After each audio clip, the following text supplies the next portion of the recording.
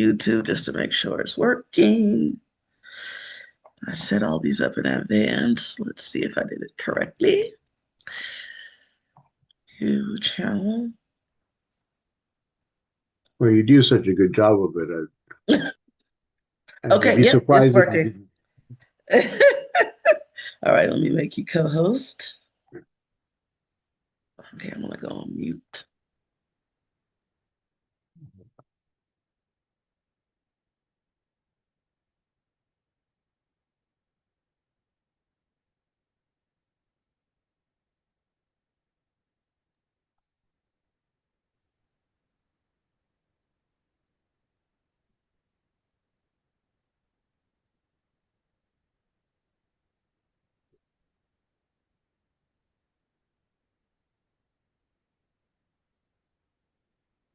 Good morning, everyone. Be aware that we are already live streaming and recording and everything. So if you need to turn your camera off real quick, um, or mute your microphone, feel uh, we'll be getting underway as soon as we have a good quorum in.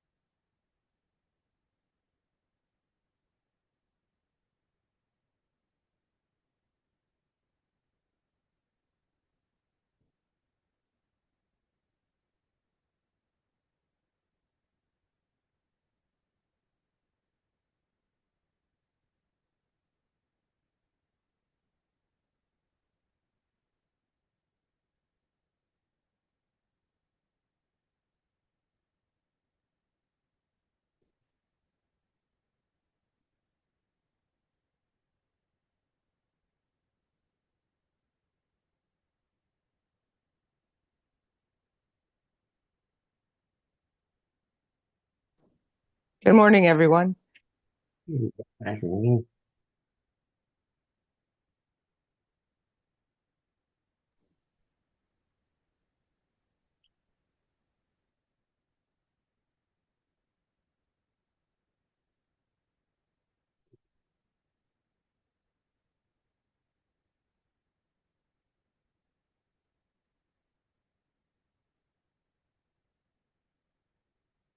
And my thanks to those of you who are joining us bright and early.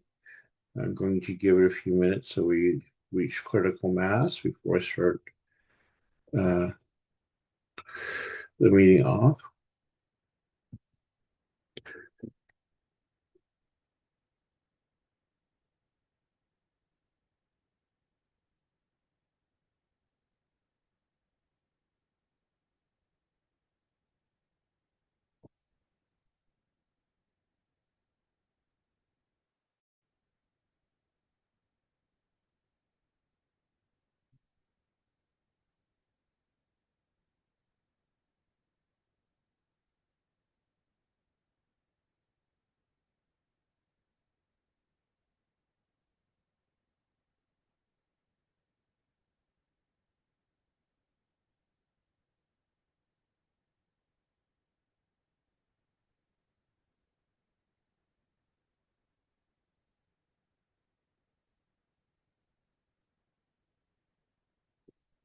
As a reminder to everyone, only voting members will be able to cast a ballot.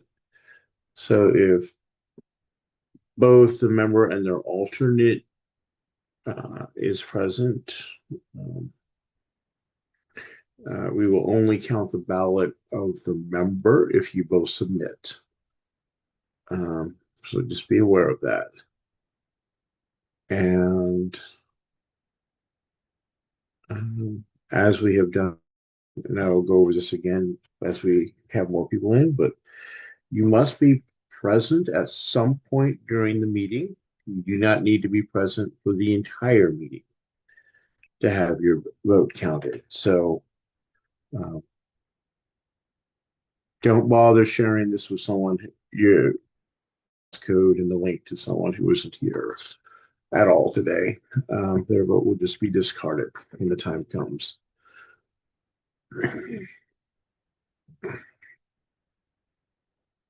Hopefully you've all had the opportunity to onboard a sufficient quantity of caffeine this Saturday morning.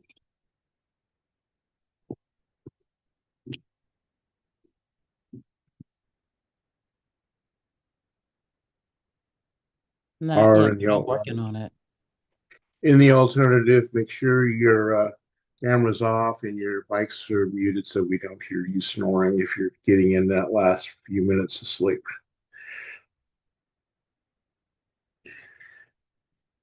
Let's see, we are at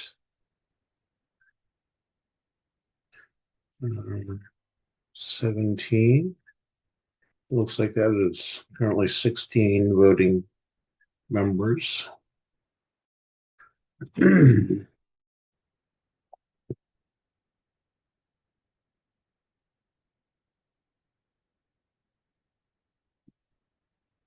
So I do want to share with you early bird some news. It's quite frankly astonishing. In the many years we've been doing campaigns and the many years that the party has been offering up door hangers for county central committees. You all, those of you who've been with us, know that those are usually very late. Well, I will tell you that our door hangers were delivered to me last night. So as soon as we finalize our endorsements next weekend, we can go immediately to have them printed and have them ready to go. Knock on wood, Labor Day weekend. Yeah, very new. I was shocked. About fell out of my chair when I got the email yesterday afternoon that they were coming. And right now I have several boxes sitting in my driveway. So let's hope for we don't have an unseasonable storm coming in the next couple of days.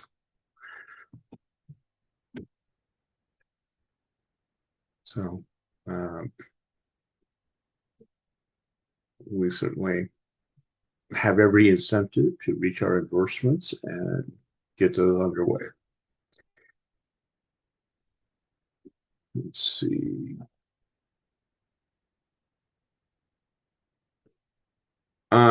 If someone wants to steal that many boxes of door hangers, well, they're going to be very disappointed. That's all I can say. It's not any wonderful presents from Amazon. I don't think I could afford to order that many boxes worth of books. So, did we get the same amount that we normally get? we got about the same. Okay. It is 42,000 for the county. Took what we ordered last cycle and cut it down a little bit to account for leftovers, but given the number of races we have that we potentially needed city to cover entire cities, is deemed prudent to get a decent amount. Sounds good. Thank you.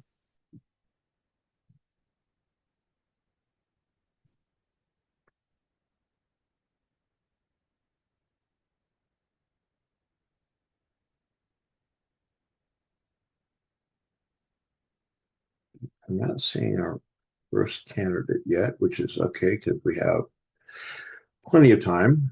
Well, 7 minutes.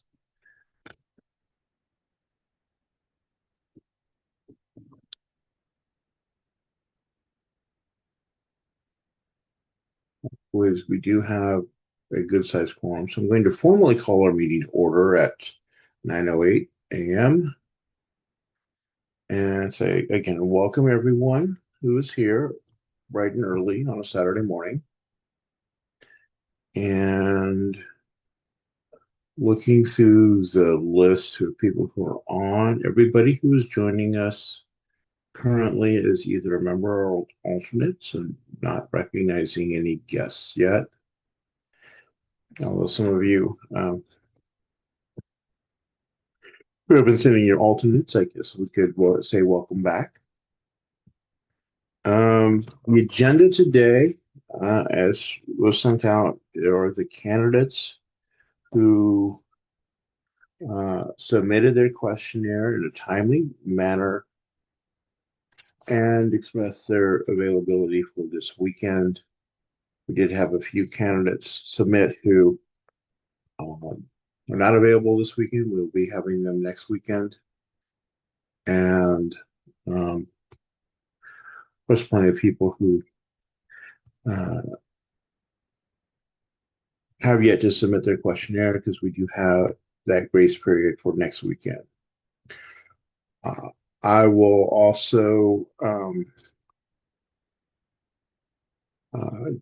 just remind everyone that, again, we'll be sending out the link for the ballot a little later on this morning, and we will be sharing the access code that you'll need to enter to vote with your ballot periodically throughout the meeting time. So you will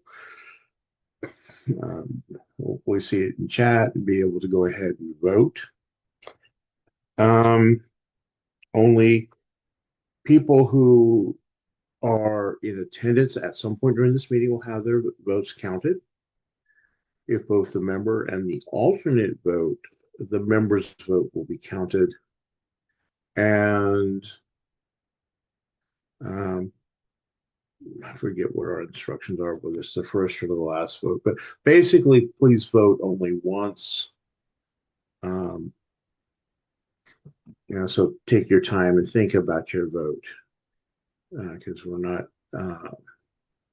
allowing redos on that. Once it's submitted, it's submitted. Because we've had that issue come up in the past where people were being pressured over to try to change their votes. So I'm just going to urge you all, pause and consider your votes carefully. There will be 3 candidates appearing today who will not be on the ballot because their opponents are not able to join us this weekend. And in order of fairness, we didn't want to go ahead and vote until we've at least given them the opportunity to show. So that'll be Jeanette Wylie, Julian Cuevas, and Tony Yang. And in full disclosure, neither Jeanette's or Tony's opponents have submitted a questionnaire or responded at all, and I would be very surprised if they did, to be candid. But to be fair, we will not vote on those races until next weekend. And then the other race, we do know Julian's race, or at least one opponent has already submitted their questionnaire but was not available this weekend. While he's only available this weekend, so we are scheduling him. But for the rest of them, we have managed to book all of the Democratic candidates in those races today. And we'll be hearing from them today and voting on them today. And to clarify, there was a question who came up by one of our individuals. This vote is the vote that matters.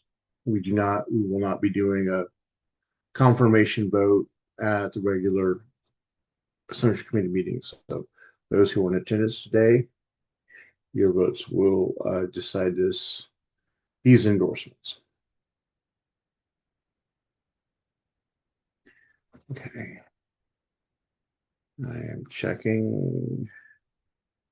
No emails coming in. And I am not seeing our first candidate in yet, although we do have 2 minutes.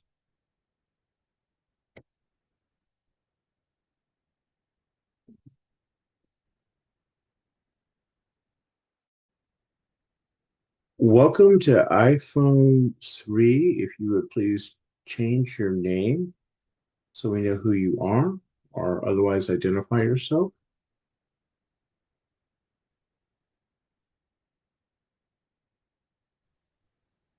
You're muted.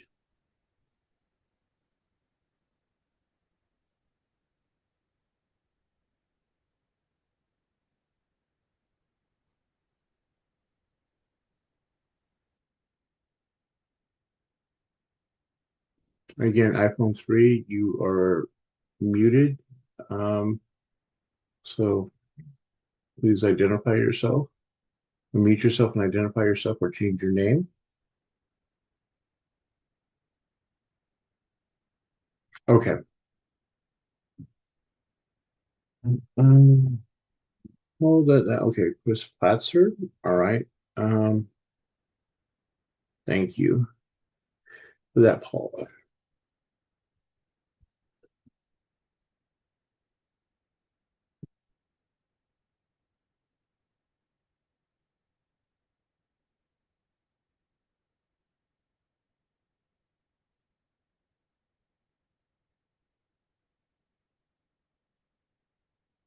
Okay.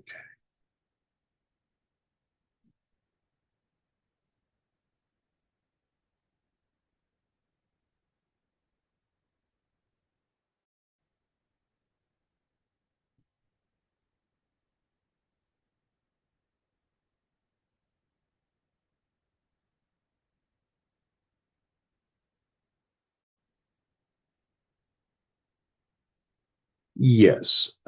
Let's start moving our candidates into the waiting room.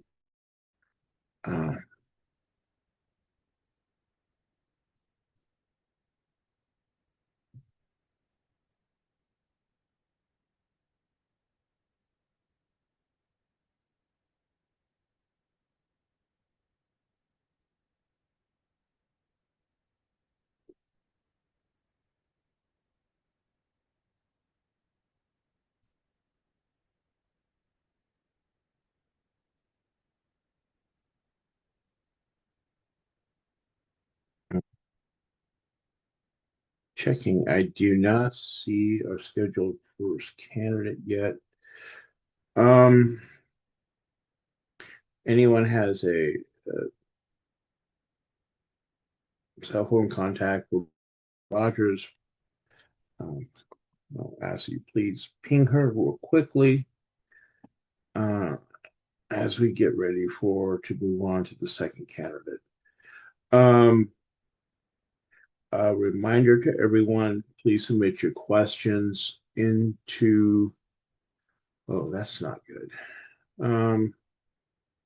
She may need to register if she's not signed into Zoom.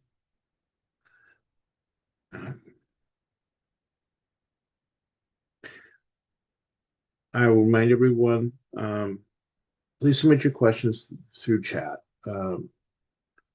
and be succinct with your questions. Don't need to read full-on essays on the question. And I would also encourage you, to the extent possible, avoid leading questions to make it clear to the candidate what answer you're expecting. We want to get honest answers, not box ticking in response to our questions. Okay. Not seeing Miss Rogers with us. Hopefully she can join us in the next 10 minutes. So let's go to Chris Platzer and admit him.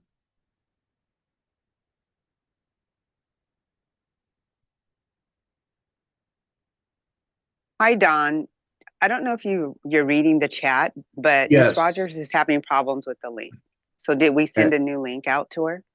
It's going to be the same link. I can copy and paste email it. Okay. I'll do the same. Thank you.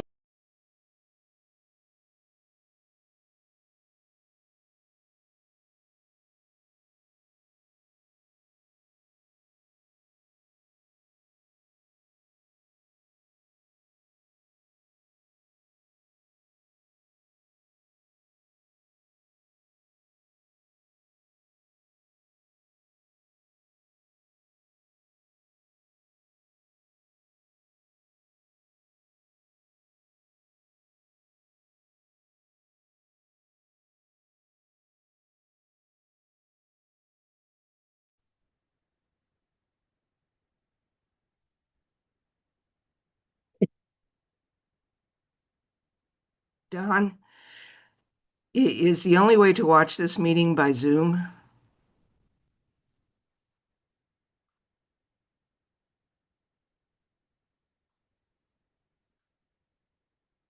Oh, fuck. I thought we were also live streaming it on the YouTube channel, and it looks like Don froze and we lost him, but hopefully he'll be back. We are live streaming, so anyone can watch, but if they plan to vote, they need to be on Zoom. Right. Okay, and But it's live streaming where, Amber? On YouTube or? On YouTube, I will put the link in the chat. and is the link on our website? It's our YouTube page. All right. Brianna Rogers is with us. So let's go ahead and spotlight her because we didn't actually get to our second person. So, Miss Rogers, where are you? I just submitted you. You are. You appear to be muted. My apologies. I'm running in from canvassing. I've got 15 Local 104 members in my living room right now. All right. Thank you so much for the time. Okay. Let me go over our ground rules. You'll have 2 minutes for an opening statement, and then followed by up to 8 minutes for questions from members. In both cases, the time will start when you begin speaking. So whenever you're ready to go. And you're muted again. I'm sorry, my technology's been glitching. I did not actually do that. That might happen. Do I have about 30 seconds before I begin? I have input, so whenever you're ready to begin. Thank you.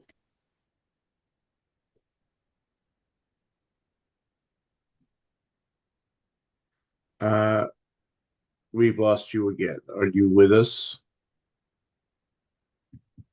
Yeah, I think she asked for 30 seconds before she gets started. Okay.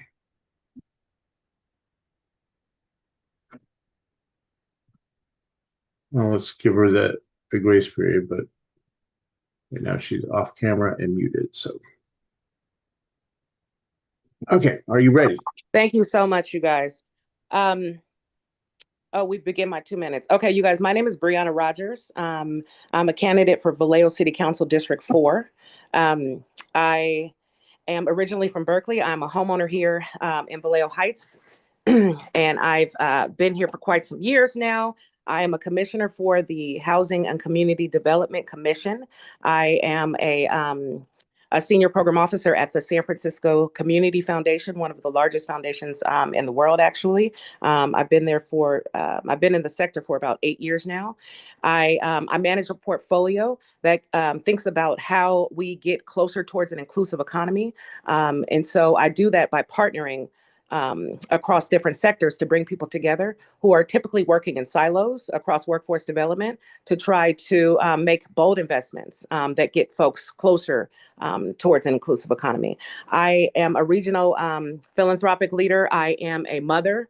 I am running on a platform of activating our local economy, thinking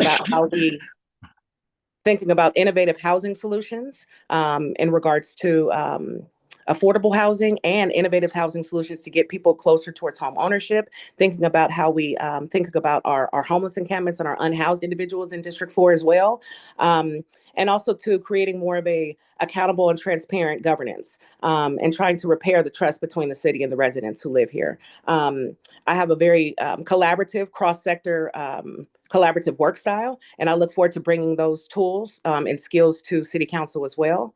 I most recently had the opportunity to collaborate on a multi-million-dollar grant and working with the partnership with the county and the city as well. And while that funding is not secured yet, it showed the promise of what could be if we begin to think collaboratively as a city, as a council, and working with our city council and working with our county as well and our nonprofit leaders. All right. Thank you. And we will now jump into questions. First question, what are your plans for helping Mare Island residents with the CFD issue? My plan for being a partner to Mare Island residents as their city councilwoman is to make sure that I'm diligently researching and learning all of, I've been doing that, to be honest with you, for the past 5 months. I've been reading documents with Ms. T. I've been building relationships with organizations who are organizing, residents who are forming together to organize for the CFD taxes. I have been meeting with Mare Island Co. as well. I'm in communication with them. I actually have a organized meeting with all of the VPs with the Mare Island Co. Next week. So I will be meeting with them, all of them collectively together, an in-person meeting. They're interested in sitting down with me so that we can start the conversation and start to strategize what it looks like for me to be in partnership, not only with them, with the residents as well, in regards to not only CFD taxes, right, but all of the other issues that I'm hearing when I'm knocking on the doors and canvassing on Mare Island as well. And so I'm hosting a listening session. I'm hosting a vision lab on September 17th. At the Mare Island Brewing Coal Sheds at 6 p.m.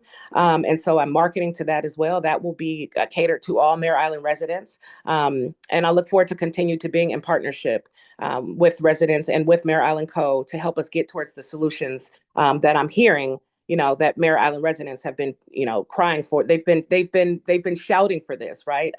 Without any partner, without any true partner to help fight their fight. And I look forward to being that partner for Mare Island. Okay, next question. How would you work to make sure that the Vallejo PD does not abuse its power? Yeah, Vallejo PD definitely needs accountability. I've been attending all of the summits, all of the forums in regards to, Vallejo PD and the reform. I think that we have a great opportunity right now. The contract is up for renewal, right? And so there's room for negotiations and tightening up when it comes to police pursuits, when it comes to excessive force. Right now, the policies to me are vague. They're not as explicit as they should be, and there's no true accountability in the policies and how they're written. And so I think that there is an opportunity right now, again, with the contract coming up, to ensure that we have a little bit more oversight on what that looks like moving forward. I think that a lot of the bad actors have gotten, a lot of bad actors have been, I guess they retired, that I learned at the last summit that I went to from the NAACP. And there are some actors and bad actors that are still in the force now that aren't being held accountable. And so moving forward, what does police reform look like? What do the policies look like to make sure that police are performing in ways that honor the force, right, what they're supposed to do, but also honor community and keep us safe as well. And so I think that partnering with making sure that we're partnering with POAC and making sure that, I am in deep relationship with the people who are advocating and organizing for police reform and for accountability, that I am in proper step with those individuals as well, and that we're in proper step in making sure that Harry Black is in step with Chief Todd and whatever, new chief is coming as well, considering he's interim.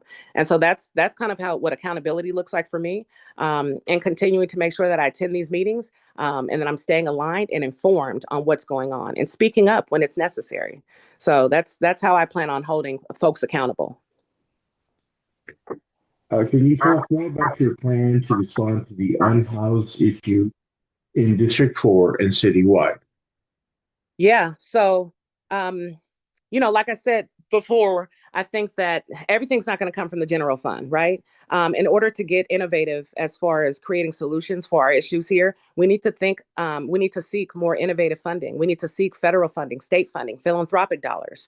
And right now, we're not doing that. And I believe that we are missing opportunities to think innovatively as far as how to leverage these additional dollars towards creating solutions. And I think more of that. Again, I spoke about a collaborative process that I helped to lead that, has not yet secured us 14 million, but we're about a week or two away from finding out if we get that funding, regardless if we get it or not. To me, that was a win. And so that's how I plan to address innovative housing solutions, again, because it's clear as day we're in a deficit, right? So where's the money going to come from? And so that's how I plan to get us more resourced so that we can be in better position to offer services, and not in a way that sustains poverty. I've been hearing that online from a few loud folks. Squeaky wheels, I would say, is that using philanthropy to sustain poverty? That's not it at all. In fact, I've won national awards for my philanthropic leadership because the way that I leverage philanthropy is that I use it in a way that creates sustainable change, right? Projects that I invest in oftentimes lead to perpetuity. It becomes a part of the fabric and the fold, whether it be within the district that I'm funding, whether it be the community that I'm funding, if it pertains to residents, or students if I'm funding education. Sorry, I got distracted by a comment. And so that's how I plan to help to solve that. Working side by side with folks who are working directly with these residents, that's actually a plus as well. You need to be in deep collaboration and partnership for any efforts to work. It is an intersectional, multi-sectored, right? When you talk about the unhoused have issues, and it's not just because they don't have a roof over their head. These are wraparound services. We're talking about substance abuse. We're talking about mental health issues, right? We're talking about what do folks need to help them realize themselves beyond their current circumstance. And that is what we need to tackle. And that is what we need to invest in when we think about our unhoused community, if we're thinking about sustainability. And so I would tackle that from a wraparound, cross sector, an intersectional framework when you think about our unhoused. What plans do you have for mitigating climate change issues for the communities you would represent? Yeah. And so when you talk about climate change, I believe that Vallejo has, a lot of our residents here are experiencing some of the after effects of a lot of events that led to our environment, being in this way. Vallejo is unique. It's not necessarily unique, but we have some unique factors in that, right? Our base was here for so long, and so we have obviously, some air quality issues. We also have, as far as our dredging and our sea level rise here, right? These are issues that we have to pay attention to.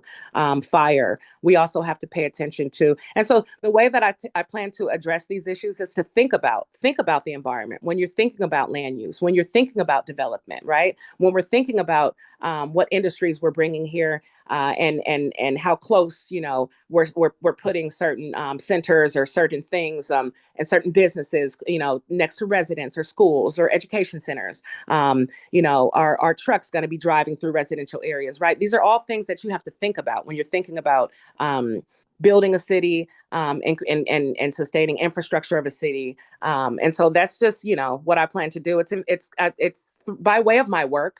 I would say environmental considerations have been built in to my system in the way that I think. And I would say that is because of my work and because of my experience and my education. I studied policy at Georgetown University. I studied rhetoric at UC Berkeley, and I've been a part of all different types of groups. And so it's been drained in me. And so I plan to just lead with my values when it comes to environment as well. All right. Thank you so much. That takes us to our end of our time. We appreciate you joining us. I know you've got, as you said earlier, you have your canvassers out in the other room with you. So we appreciate you joining us today. And we will be, as we said it earlier, we will be voting on these sets of races today. And as soon as we validated our results, we will be letting candidates know. So thank you again for joining us. I appreciate that. I also wanted to mention before I hopped on here that I have significant support from others as well. I just earned the endorsement of Working Family Parties yesterday, and I just earned the endorsement of the Central Labor Council as well yesterday. And so on top of the endorsements that I informed you all on my questionnaire, I wanted to add those two because those mean a lot to me. Thank you. And so I wanted to let you all know that as well. We appreciate that. Thank you so much for the opportunity. You guys have a great day. All right. I appreciate it. And moving on, next candidate, Chris Platzer. We'll bring him in.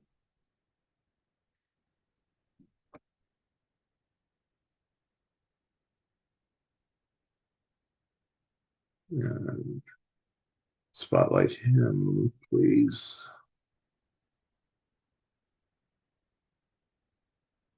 All right, Mr. Platzer, welcome.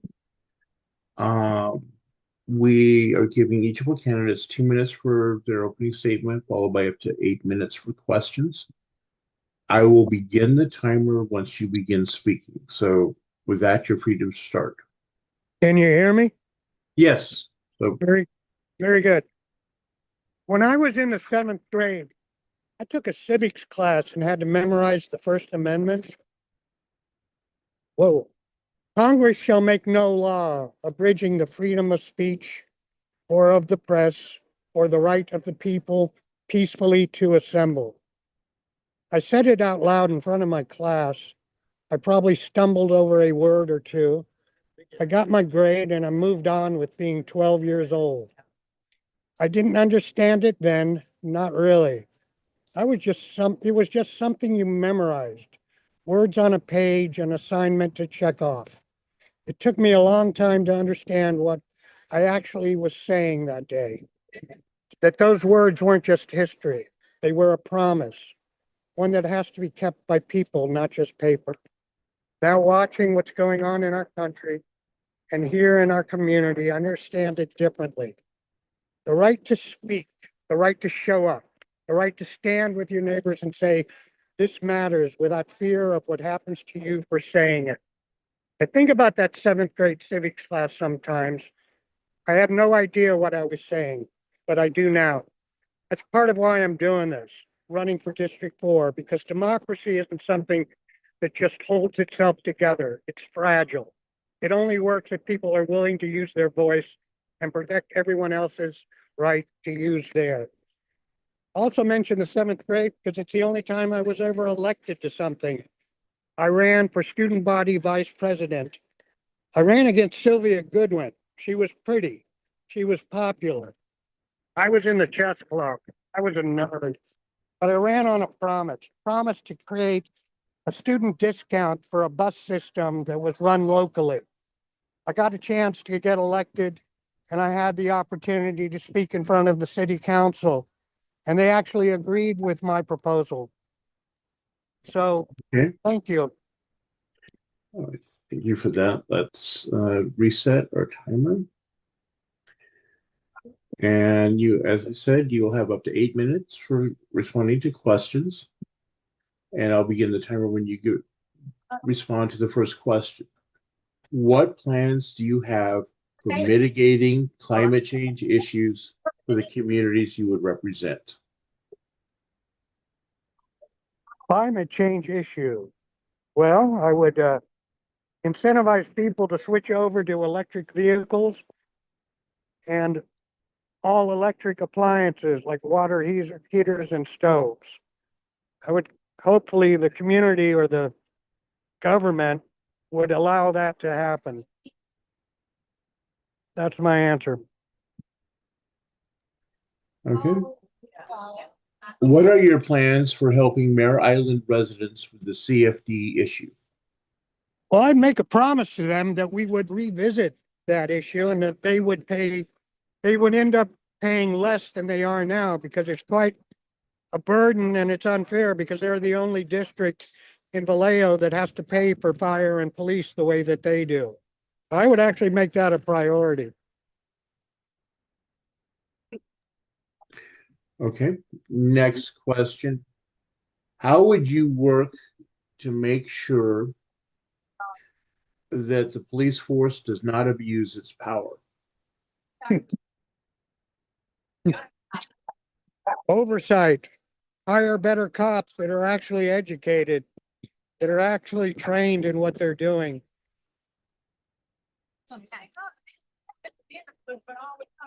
Okay. People often have good ideas, but once they are on the council, they do not seem to be able to work collectively. What would you do to encourage teamwork rather than individual effort? I would use consensus, and the definition of consensus is the ability to compromise. Compromise in the sense that that the pain is equal on both sides, but they can come to an agreement of some kind. So consensus is my answer. Okay. How would you assist the unhoused in your district? Well, how people are homeless for probably three main reasons.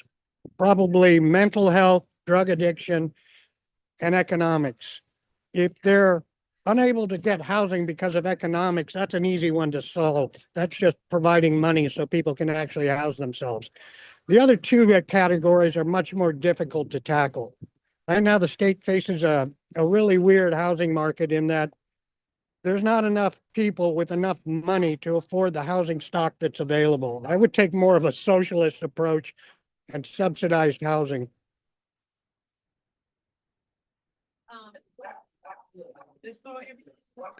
Okay.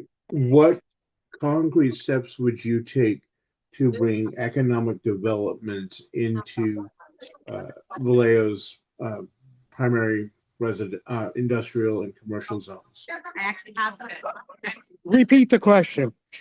And so, what concrete steps would you do to bring economic development into Vallejo's commercial and industrial zones? Well, I think the biggest asset Vallejo has is Mare Island and the industrial infrastructure represented there. And then no one better proof of that than the 153 years when that was a shipbuilding facility.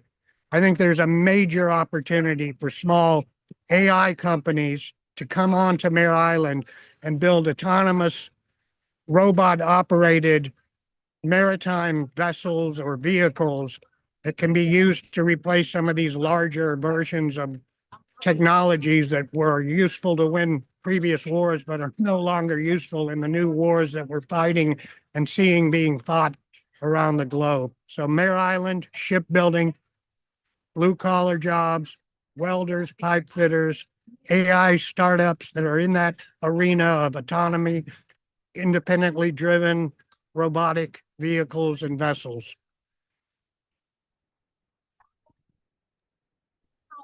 Okay. I am not seeing any other questions in chat for you at the moment. So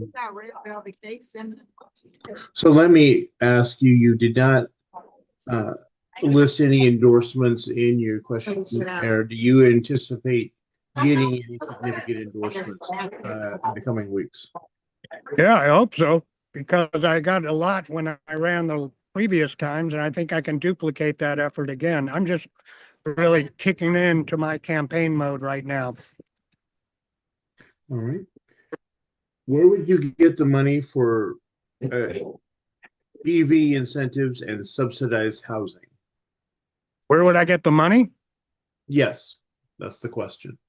Well, you create an economic zone that creates certain exemptions from like certain categories of taxes. I would incentivize developers to build housing stock that is the same, like Factory OS used to do. Create affordable housing by creating economies of scale in modular housing that truly meet the middle market and the low end of the market. I'm not talking about McMansions or 1,500 square foot houses. I'm talking about a space that people can live in, something like a 300 to 700 foot footprint.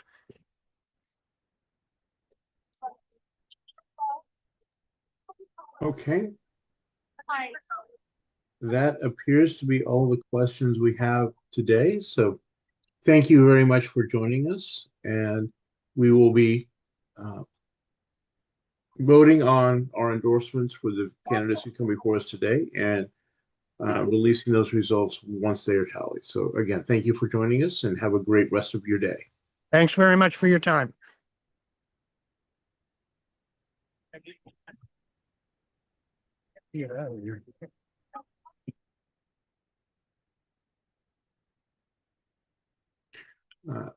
I think that was his microphone, Karen. He appeared to be in a public space with a comment about voices bleeding through.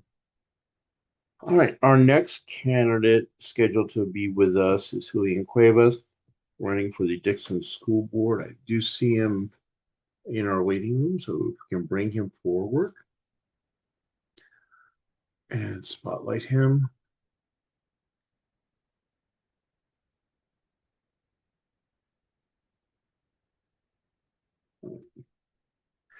Good morning.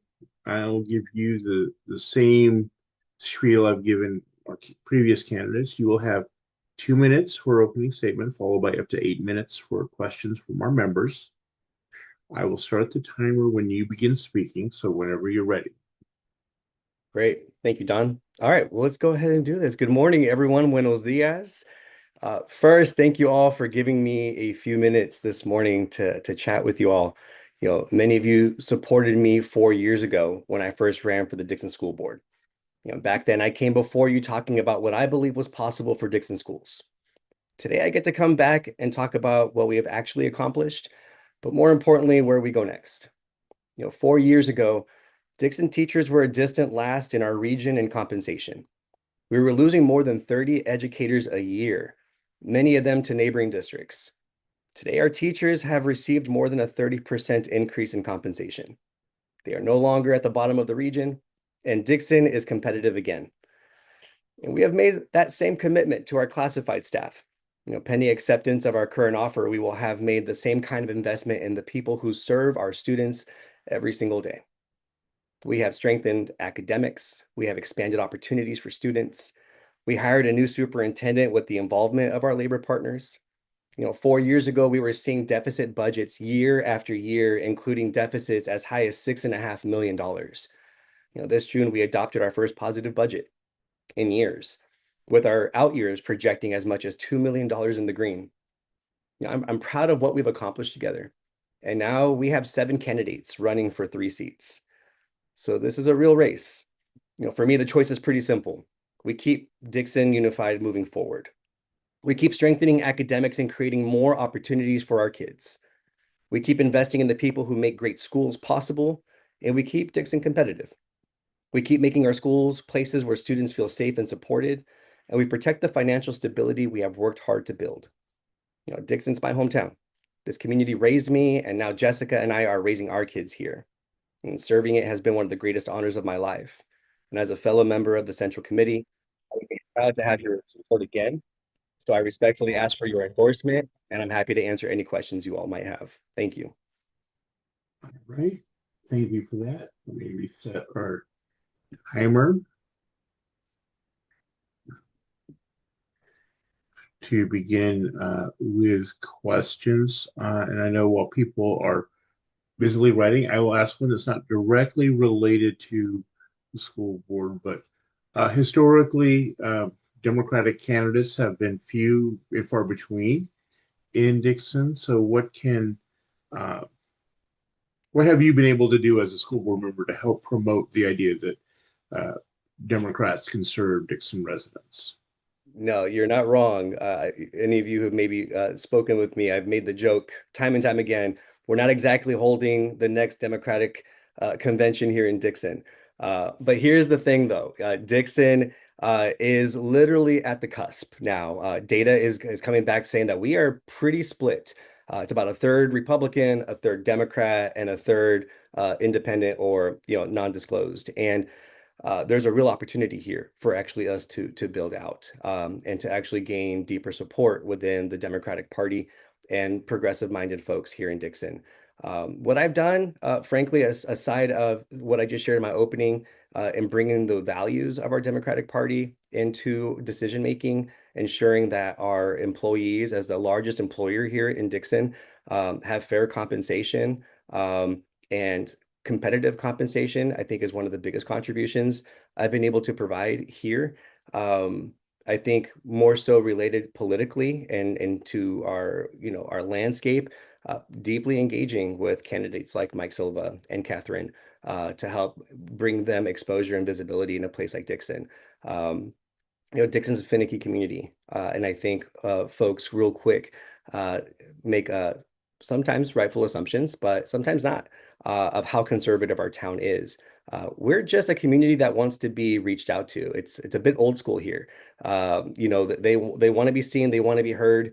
Stop by, shake their hand, listen to them, and regardless of party affiliation, if they find that you're a good person, great values, and have their best interests at heart, you'll likely gain their support. And so what I've been trying to contribute here is as a member of not only this committee, but also a member of the Northern Solano Democratic Club, is trying to bring other candidates into Dixon and then bring visibility to other progressive or at least Democratic-minded folks in Dixon so that they have the support they need from organizations like yourself.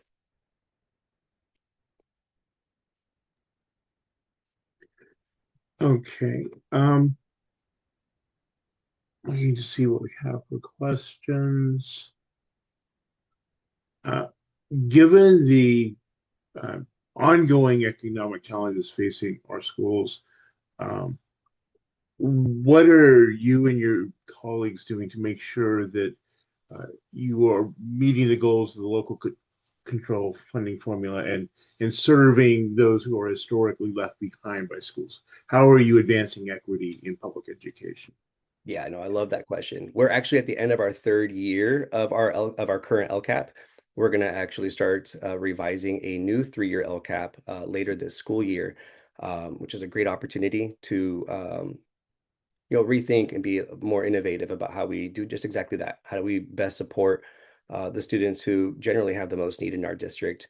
One of the biggest contributions I've been able to provide over the last few years as a member previously of the LCAP committee is to actually look at what we are defining as who we're supporting.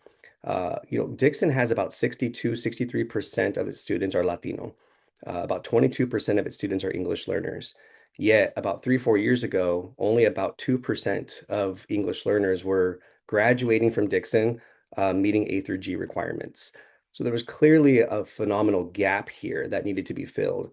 And so we were able to actually work in English learners as an example into the LCAP as one of our top 4 priorities to help bridge that gap and to better provide supports for our our EL students.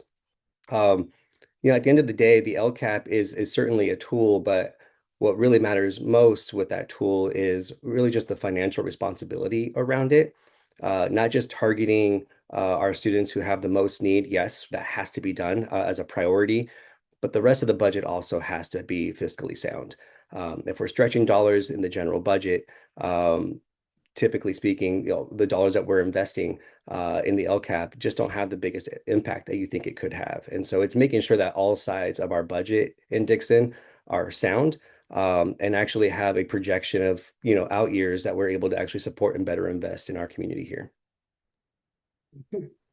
What would you do to bring education about climate change into the curriculum?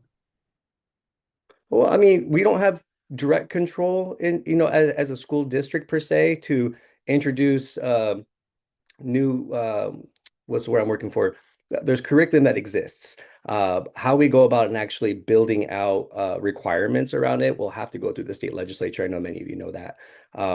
On our end, we're always ensuring that we're environmentally sound. We're an agricultural community. I don't think it's even a question for us out here, even with all the development that's happening. There's a lot of movement out here regarding ensuring that we also keep our Dixon, clean and green, if you will. But as an agricultural community, we are deep in not only our livestock, right? But as for example, at Dixon High School, we just opened our first greenhouse as one of our ways to be able to best support our students who are interested in that pathway. For us, the way we see it is the best way to incorporate a lot of those ideas, a lot of those priorities is to ensure that we're building pathways that not only where our students are learning with their minds and their hands, but there's actually a pipeline, if you will, within our region that provides them opportunities, whether it's jobs, whether it's going out, after a secondary degree, or an apprenticeship program. I think our responsibility is just to ensure that when our students graduate from high school, they have a plethora of options so that they can choose to actually fulfill their life streams and goals. Okay. Among the many challenges that you mentioned facing our students are, of course, as we know, increasing mental health issues, mental health challenges. How would you address those issues specifically? I mean, well, here's the challenge with that. So I'm a huge proponent of supporting mental health. One of the biggest challenges we're seeing is you're seeing that the federal government is cutting funds around mental health. More pressure is being provided onto the county to provide that mental health. And yet it's not being resourced appropriately. I think what's going to happen here is tighter collaboration with our school district and the county. It's already in great shape. It's just trying to be more innovative.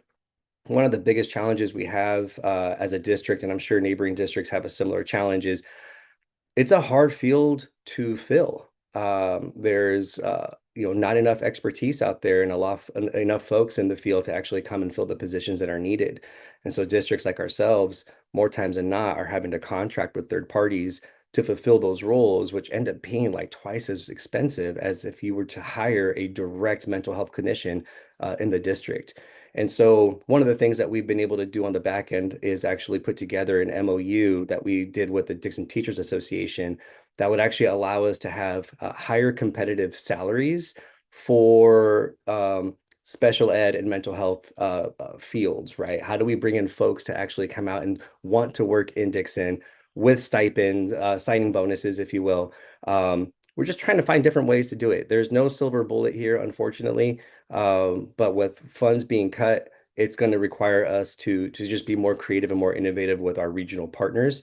And that we've done. We've been working closely with our county office of education, with our mobile health crisis unit, and looking just for ways, even looking at online opportunities for our students to tap into if we don't have someone on campus.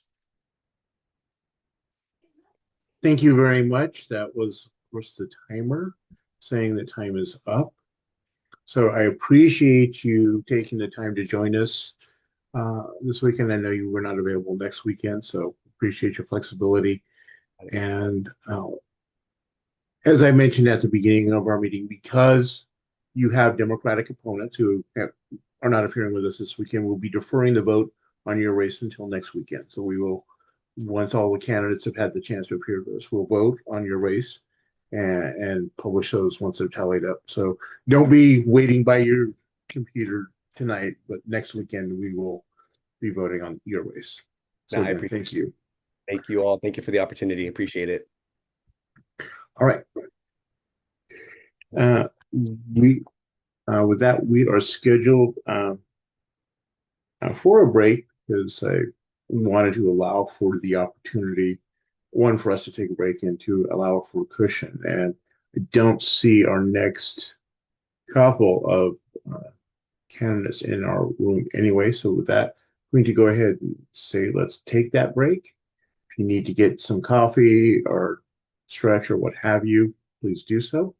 And come back about 10, so we have a chance to get settled in and get ready to go for our next candidate. All right, see you all in about 10 minutes.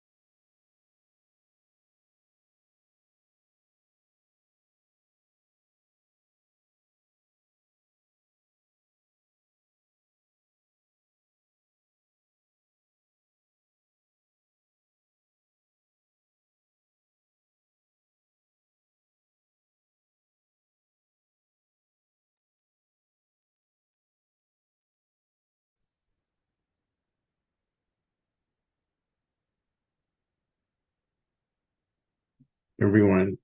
I thank you again for joining us this morning. Those of you who got up early and are with us to listen to our candidates, it is very much appreciated.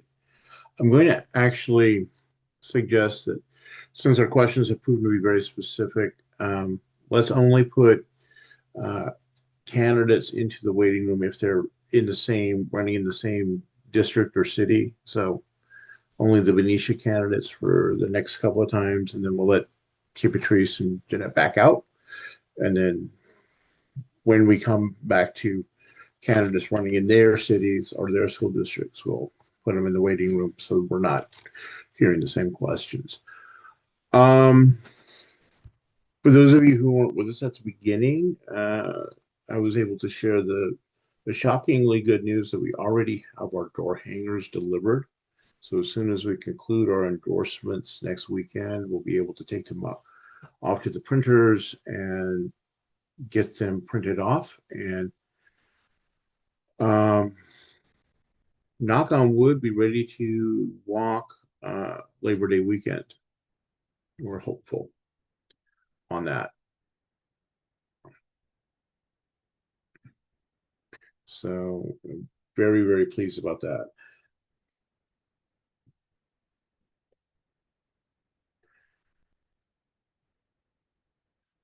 Okay. So Kari and Terry are both with us. And let me just look at who we've got coming up today. Okay, I don't want to get too excited because we have well, candidates coming up who are not with us yet, but we will be getting underway. We'll be bringing Kari in just a few minutes. So in the meantime, hope everyone has the opportunity between now and this afternoon to look over some of the other materials that I sent out yesterday, the various issues that people have raised and wanted to discuss. We do want to talk about them after lunch, and anything that doesn't get resolved. For the first two items, if they're not resolved by 1:30, we'll just hold them over till after the last candidate and discussing them. But hopefully most of those conversations will be fairly unanimous, and we don't need to spend inordinate amounts of time discussing our position. Knock on wood.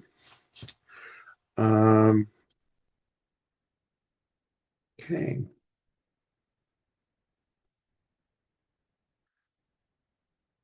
And Shellington 11, both Kari and Terry are with us. So let's go ahead and move forward. Let's bring Kari in, please. It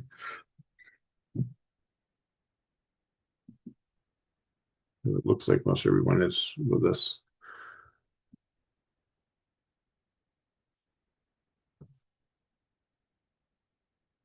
It's spotlighted.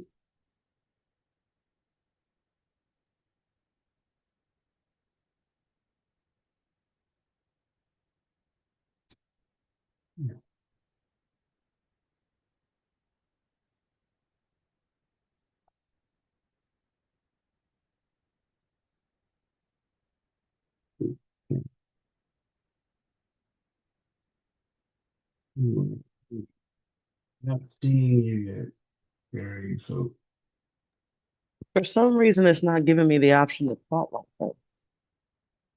okay. Yeah, I'm not seeing the ability to. There she is. Technology is so much fun when it behaves and misbehaves. Thought my witchy powers were working, that I disabled the possibility of me being spotlighted. All right. First, I'm going to thank you again for hosting our awards brunch. That was very nice of you, and it was a wonderful event. Even if those plaques did get overly warm in the sun. I will give you the same spiel we've given all of our candidates. You will have 2 minutes for an opening statement, followed by up to 8 minutes of questions from our members. And as always, the timer will begin when you start speaking, so whenever you're ready. You just muted yourself.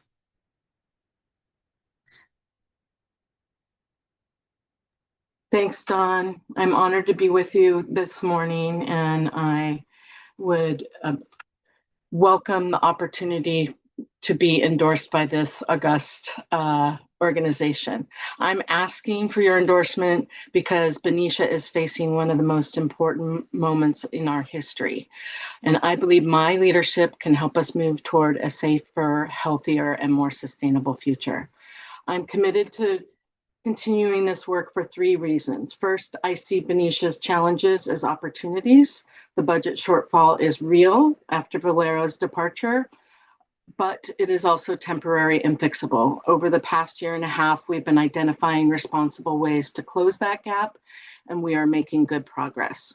We also have an extraordinary assets, 900 acres of prime real estate, a working port, a strong downtown, room for housing, renewable energy, smart industry, and a location that gives us real economic potential.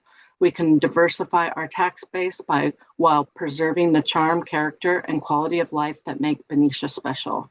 We do not have to choose between prosperity and our values. We can and should have both. Second, I'm running because the residents have asked me to keep going. They have seen this council make hard decisions, invest in our community, and govern on principle, even when the politics were difficult. That's the leadership I will continue to bring: practical, accountable, community-focused, and focused on results. Third, I bring environmental expertise and local experience to the decisions that will define Benicia's next chapter. The next city council will shape how Benicia rebuilds its tax base, supports local businesses, protects public health, and plans for the next generation. I will lead with democratic values, protecting working families, defending clean air and clean water, expanding opportunity, respecting everyone's dignity, and making decisions that are fair and transparent. I respectfully ask for your vote and your endorsement. All right. Let me start with a very direct and pointed question. Assuming nothing miraculously changes and Valero closes, what do you see going into that space within the near to mid future? Well, the near and mid future is going to be shaped by the partnership between Valero's partner, Signature Development, and the community of Benicia. So far, this development company has been transparent and wanting feedback from our community. So, their pre-application is already online, and they've held various town hall meetings and met with a lot of advocates for smart growth. And so what they're proposing in the short term is residential development on the 400 acres that will require the least amount of cleanup.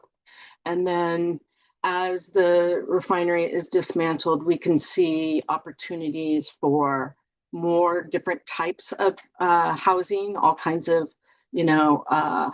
mixed use and various density housing. And then retail, we see parks, we see trails, we see light and medium industry that fits our community.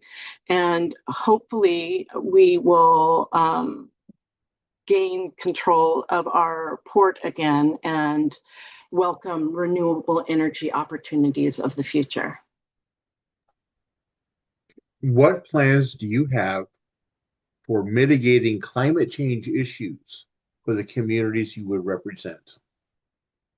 Well, I work every day to ensure that our future is as safe and sustainable as possible. Climate change is impacting us already, and I work professionally and personally to address the impacts of climate change and pass policies that address the real impacts and get away from a fossil fueled economy. So, it's incumbent that we build the infrastructure for decarbonization of all of our sectors, building, transportation, and pass those policies both nationally, state, and at the local level. And I've done that in the work that I've led the past 4 years, and I will continue that into my second term. Do you think a citizens advisory council, which would leverage the wealth of knowledge Benicia residents possess as the city moves through these challenges, would be helpful? Yes, I will foster an environment that includes the community's voice at every phase.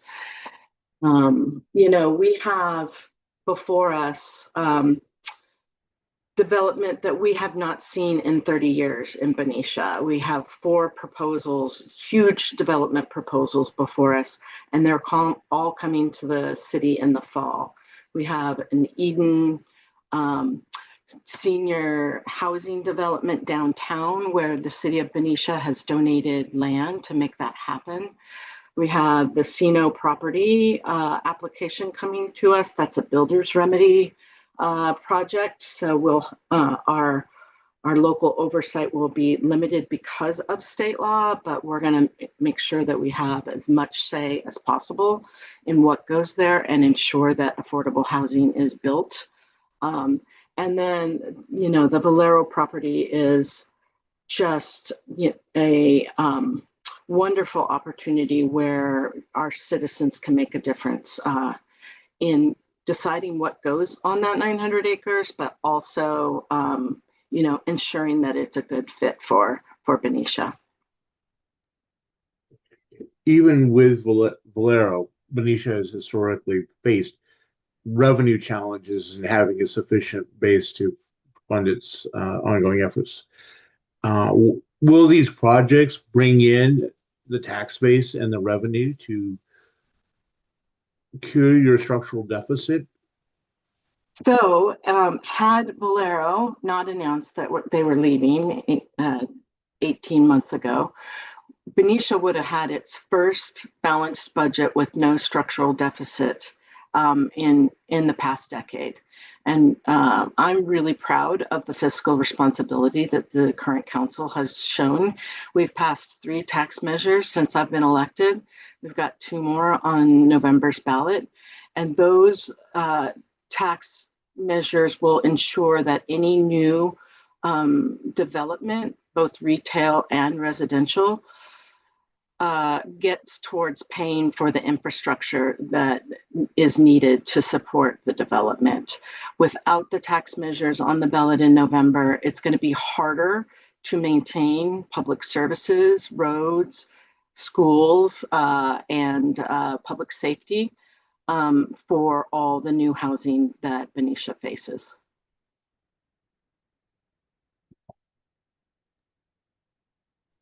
Okay.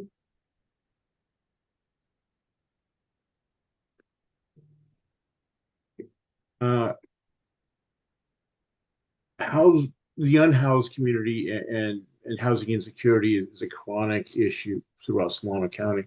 What would you do to mitigate the homelessness and unhoused issue in Benicia specifically? In Benicia specifically, we have a unhoused community that no one really talks about, but it's real. And we have established a partnership with a housing opportunity in Vallejo, where when there are unhoused folks that want shelter, it's available to them. But really, it's about helping our unhoused community members have the services that they need. And so we have several nonprofits that the city donates to and that the community donates to ensure that when folks need mental health services or crisis prevention services, that they are served in the way that they deserve, and with humanity. And often it's our public safety officers that are, you know, the first responders in those situations. And, you know, we work every day to ensure that that's a safe relationship and that people are treated with dignity. Okay. While respecting the limits you face as an elected official, what do you think of SB 954 and California Forever? I believe that every move they make needs to be scrutinized and transparent. We did not start off on the right foot with the leadership, and I will hold them accountable. All right. Well, thank you very much. That's our 8 minutes, and we appreciate you joining us. As I've been letting our other candidates know, we will be voting on this race today, and we will be letting you know the results once they are tabulated and made official. Great. Thank you, Don, and thank you all. Thank you. I hope I can count on your vote. Thanks.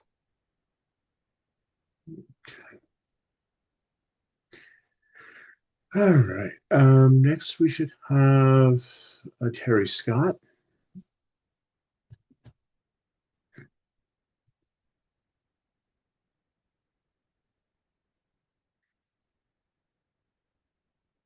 It's also running for Benicia City Council. All Hello. right. Welcome, sir. Thank you for joining us. I will give you the same introductory spiel I've given every other candidate. You'll have 2 minutes for your opening statement, followed by up to 8 minutes to answer questions from members. And I will begin the timer when you begin speaking. So whenever you're ready, start. Thank you. Good morning. I'm Terry Scott, an incumbent city council member and former vice mayor. I'm running for re-election because I believe the job is not done. The next 4 years will shape Benicia for generations.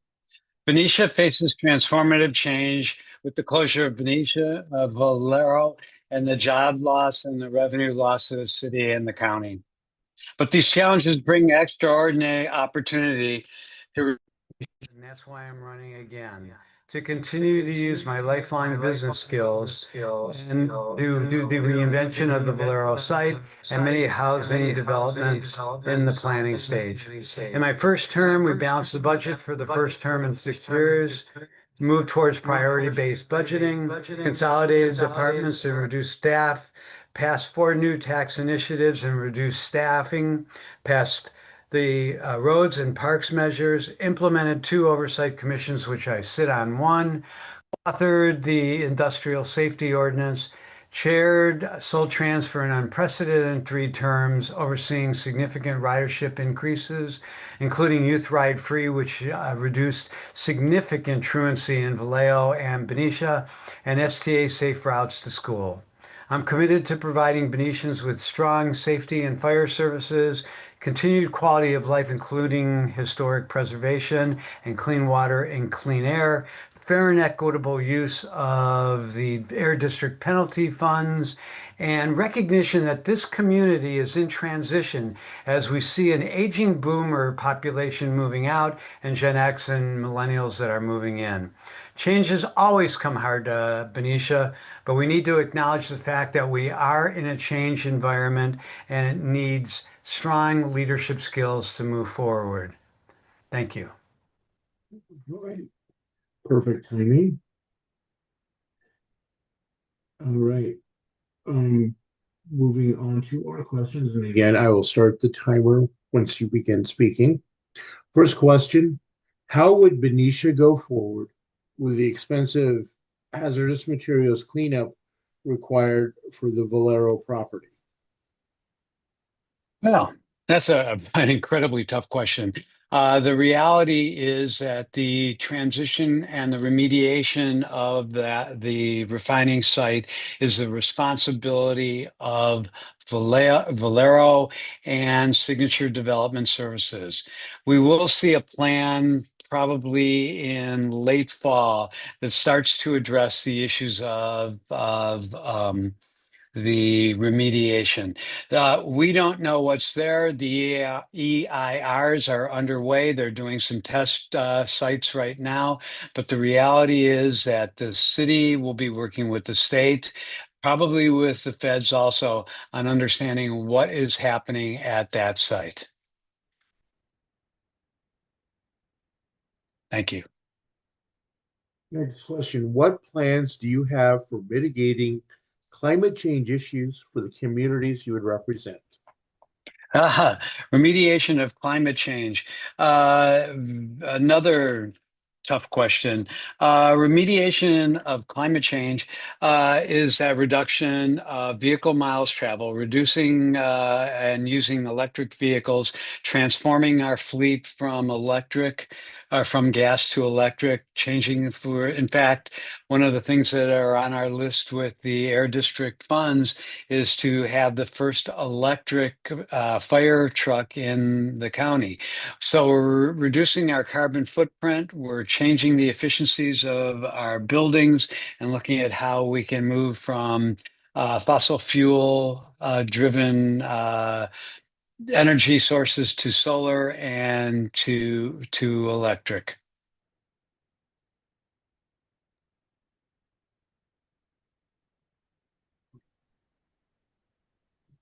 Given the issues related to hazmat issues with the Valero site, are there any projects in the pipeline for that site, or does this need to wait until the danger is ascertained?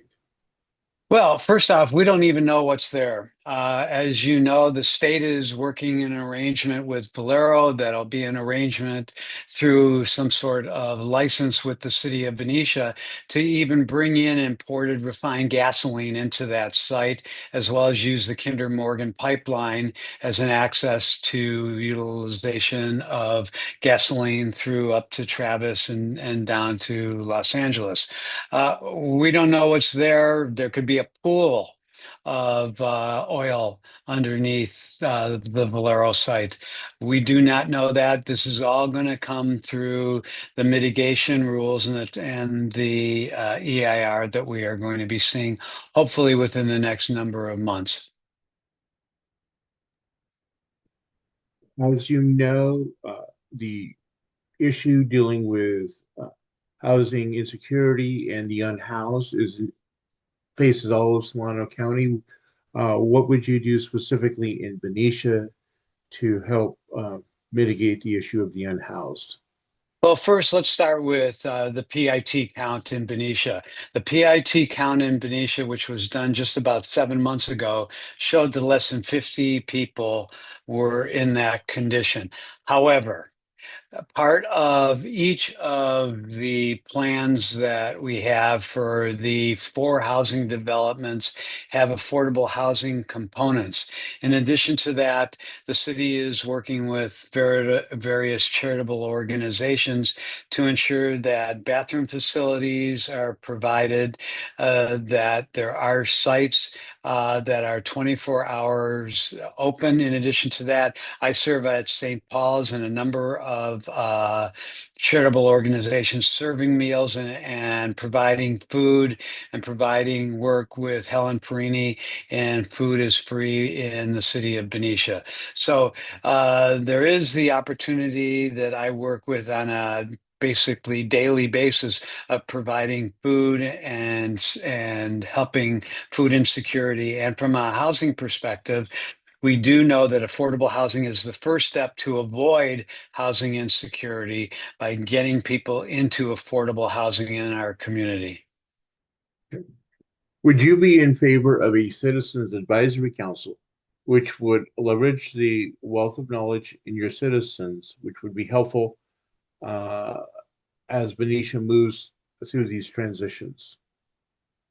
Well, these transitions is a lot of big picture there. As we look at what is going to be happening at the Valero site in particular, we're going to most likely need to do a GPOC, a General Plan Oversight Commission, which is going to bring in people from around the community, subject matter experts, as well as individual citizens, to get an understanding of what their expectation is. But we have to understand that we don't own the land. In fact, Signature Development Services doesn't own the land. This is Valero land. So we have four major developments. We have an SB 35 project. We have a builder's remedy project. We have the Valero site development, and then we have Eden Housing. Eden Housing is the senior housing which will be moving into the downtown. We do need to have an understanding from the community of what they want. I'd like to believe that my election and Kari Birdseye's reelection back to council is a mandate to have strong environmental and awareness of the community needs on the council. And I believe that we are going to be needing to tap with various commissions and citizens advisory groups to input into the needs of the community. It's not just going to be council, but it's going to have to be through a GPOC most likely, and a new general plan to understand where we are going to be going for the next 2 to 3 generations. Okay, as you're well aware, Benicia has faced the challenge of a structural deficit for a number of years that you resolved briefly. My question is, do any of these projects that you have that are in the pipeline, do they appear to bring in the sort of revenue necessary to provide a stable, sustainable budget for Benicia moving forward? Well, 10 years from now, the answer is yes, but today the answer is no. However, we have to look at what we have in front of us. We have an air district grant of $30 to $40 million. We have arrangements that we're working out with the state to utilize those the marine terminal. We have put 3 tax measures on the ballot that will have an effect on commercial sales and residential sales moving forward in 27. We have cut staff. We have tightened our belts. We are looking at how do we, as a business, reform the way that we use and we purchase product. So we're doing everything we can to eliminate the opportunities of overspending. All right, and that is our time. So thank you for joining us this morning. As I indicated to Kari, we will be voting on this race today. So once we have a chance to tabulate and verify those results this afternoon, we'll be releasing our results later today. So thank you again for joining us, and we appreciate you taking the time. You bet. Thank you. Bye-bye. All right. I'm actually doing well on time. So I just, as we pause for a brief moment, just want to remind everyone, please, if you have questions, drop them in the chat for our candidates. I'm trying to capture your questions as they go, so don't be shy. Let's see. We are scheduled. Here, Patrice Williams next. I believe she is with us. So we got her spotlighted. And as I've been telling all of our candidates, I will tell you, you will have 2 minutes for your opening statement, followed by up to 8 minutes for questions from our members. And the timer will begin when you start speaking. So whenever you're ready. Thank you very much. And good morning, Chair and members of the Solano County Democratic Central Committee. My name is Patrice Williams, and I am a Democratic councilwoman representing Fairfield City Council District 1, which is Cordelia and Green Valley. I am honored to come before you, not only as a candidate seeking your endorsement, but also as a voting member of this committee and a longtime Democrat whose values are reflected in how I serve. 4 years ago, I made a commitment to bring compassionate, community-oriented leadership to Fairfield. I promised to address homelessness, support working families and small businesses, invest in public safety and infrastructure, and ensure every resident has a voice in local government. Since being elected, I have worked to keep all of those promises. I have compassionate leadership. And I think that is because I bring along to the city council my lived and professional experience to the council. As a Black woman, the mother of 2 sons, one who passed away 4.5 years ago in a motorcycle accident, the remaining son, I probably hug a little too tight and openly tell him how much I love him. I'm married to the love of my life for the last 25 years. I'm an entrepreneur, a CEO of an organization servicing people experiencing homelessness and recovering from hospitalization. I understand government decisions and how it affects people's everyday lives. I stood firm when votes were difficult. I demonstrated that democratic leadership can be compassionate, fiscally responsible, transparent, effectively, and yes, based on integrity. My name is Patrice Williams, and I respectfully ask for your endorsement today. Thank you. All right, let me reset our timer. Further questions?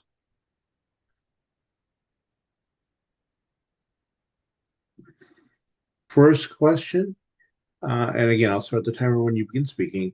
Okay. What plans do you have for mitigating climate change issues for the communities you would represent? Yeah, so that is a question that you all asked me 4 years ago, and it really set a tone for my city council term. As the transportation center with us, we were able to transfer a lot of our gas guzzlers to an electric fleet.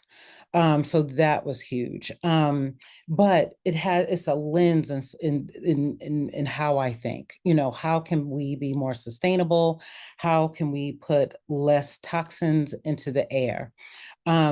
So also when I joined STA as an alternate, I'm the only city council person that sits as an alternate. Everyone else were vice mayors.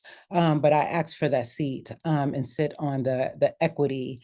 And we look at equity and that is a lens where we also look for carbon reduction. So it's just a part of the way I think and the way I live. A next question, again, allowing for the limits you face as an elected official. Where do you stand on SB 954 and the possibility of a last-minute budget trailer bill to benefit California forever? I think the way California Forever came in 6 years ago, actually I was running for a supervisor then, and it was just a whisper. It's the Chinese, it's this, we don't know. I think the way they came in a non-transparent way, we need to think about everything that touches us, that surrounds us, California Forever.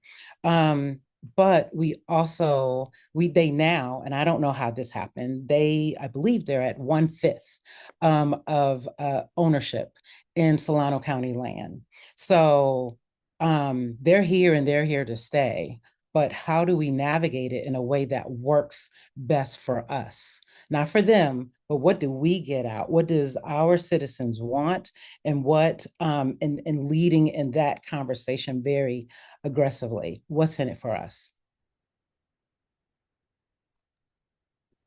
How do you feel about the potential data center proposal for your community? Yeah, so I know that newspaper article just came out a week ago. So this is what I know. So about 2 years ago, 3 years ago, um, we were in a meeting, not all of us, because that would break Brown Act, of course, about a data center. And by the way I look at data centers and anything else, I have an economic, I want economic growth and thoughtfulness, but I'm a new city council person.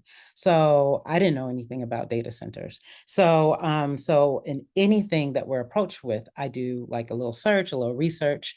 I did that before attending that meeting. And so it was just a meeting about, the idea. I remember asking questions about how big is this land, and it's, I think it was 100 acres. And I remember reading something about noise impact and that type of thing. So I remember asking about that. Could not find my notes from 2, 3 years ago. Sorry. So I have to do it from memory. So I remember it being 100 acres, and the thought was that there wasn't enough power, but if there was a power study, that would impact Travis Air Force Base, and it would also impact City of Fairfield residents because it would bring down electricity. And so they were going to pursue a PG&E study, which was a lot of money, as they were also looking at other areas too. So that's the end of it. There's not that the end of it, meaning there's a whole lot of dialogue that thank you, Dr. Bonnie, that you sent me. But I didn't want reading that to integrate into the realities of what I knew. So I didn't read it all. But there was a lot of dialogue in the piece that I did read that was way more than that was talked about in that meeting. It's not a data, there's no plan submitted for a data center. And with these PG&E studies, they can pursue asking us, and that will trigger all types of community engagement. So that's not I did not give an approval for a data center at all. And I don't believe anyone else did or could. So anyway, that is the facts coming from a sitting city council member that saw this, saw a meeting about data center. Are you in favor of a moratorium on data centers until state or local regulations are developed? I'm not sure. I need to read that part of the packet. Again, I didn't want to, and I figured I would do this, and I know we're talking about it. I'm hoping briefly because there's a very urgent issue surrounding the harassment and hostility toward Black Democratic women. So I hope it doesn't take up the bulk of the 30 minutes. But I wanted during that period to touch on what I knew as a city council member. But during this break here, after I'm finished, I'm going to pull up that documentation so I could be a little bit, I want to be educated before I talk about what is being presented by Dr. Bonnie in a little bit. Right, thank you. Many people have expressed their opposition to what they see as sprawl and loss of agricultural and open space with the big project like California Forever. So in the alternative, what can or is Fairfield doing to promote infill development and economic development within the existing city footprint? Yeah, so there's a lot of misinformation. I would love to just kind of, because I see what's on online, and it's just not exactly accurate. So as the city of Fairfield council person, I have only voted on one thing surrounding California Forever that impacts our city directly, and that is surrounding shipbuilding. And I voted in approval of, along with our former mayor, Catherine Moy, she also agreed on this, is shipbuilding from end to end, including Mare Island, including workforce development, all the colleges and universities. It's an end-to-end industry that I would like to, oh man, that I would like to see come to Fairfield. Okay. Yeah. 8 minutes does go quickly. I know. Thank you so much for responding to our questions. Let's make sure I don't mislead you. Yes, we don't have a Democratic opponent in your race. So we will be voting on your race today. And once we've had the chance to verify and tabulate those results, we will be letting people know probably sometime this evening. So you will know sooner rather than later. And again, thank you for joining us. Thank you. We appreciate it. All right, we are a bit ahead of schedule.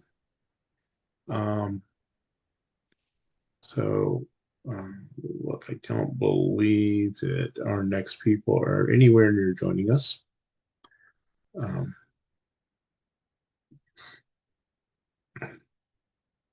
Let me unspotlight you so that you're not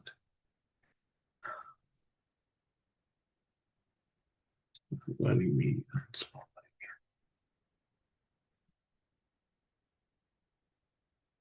Okay. All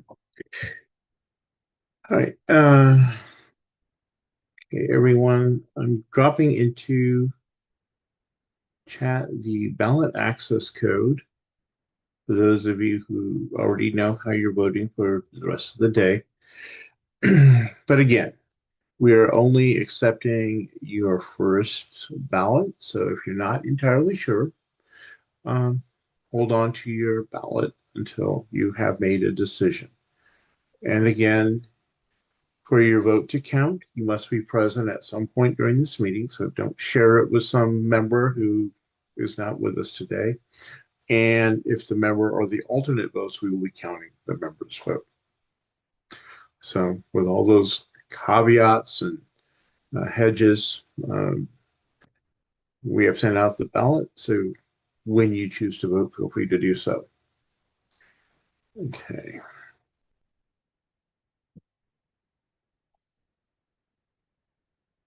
I'm looking, I don't see our next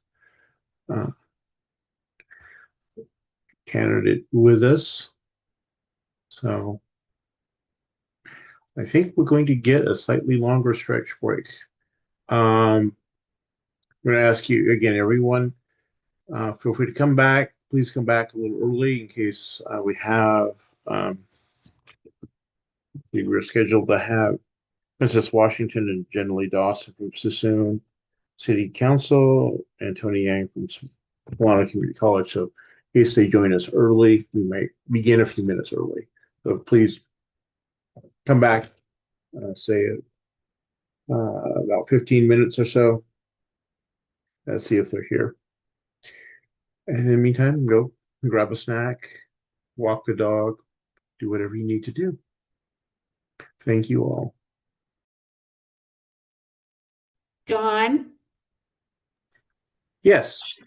I am looking for that information for the voting, the accessibility code, and I am not seeing it. Did you just put it in the chat?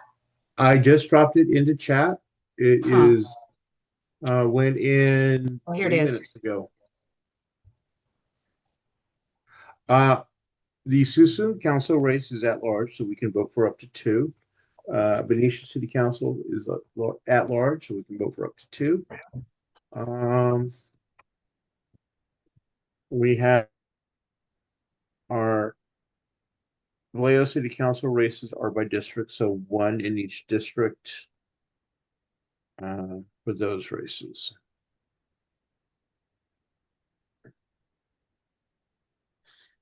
And for those of you who are wondering, Kari Birdseye and Terry Scott are facing, I think he's a libertarian.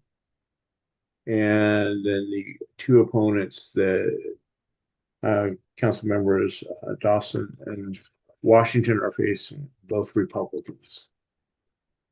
So if that helps you make up your mind, do with that information what you will. And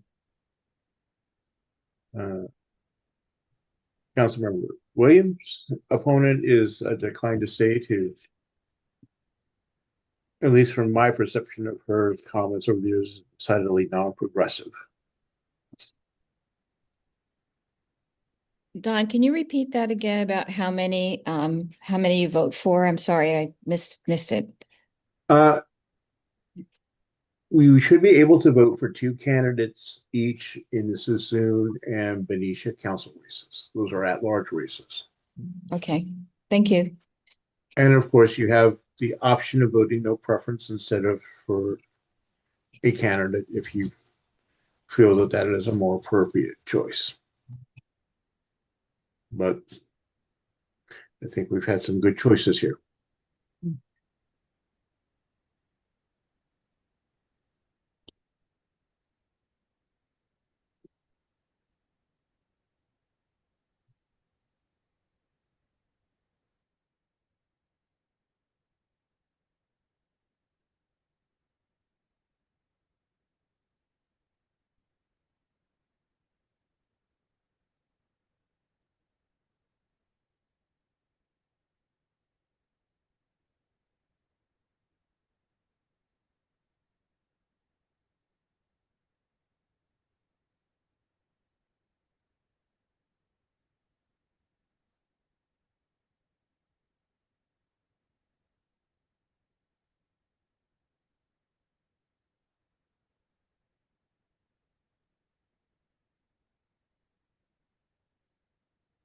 So I'm sure. Since Karen got them for us.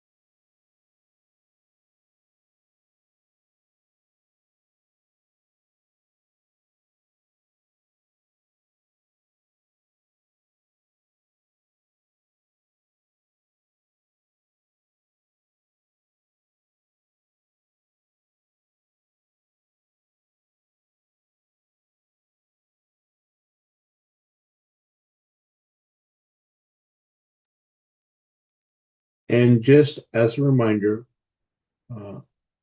voting no preference counts towards our vote total. Leaving the ballot for that race blank does not. So if you truly wish to abstain and not make a choice, skip that race altogether.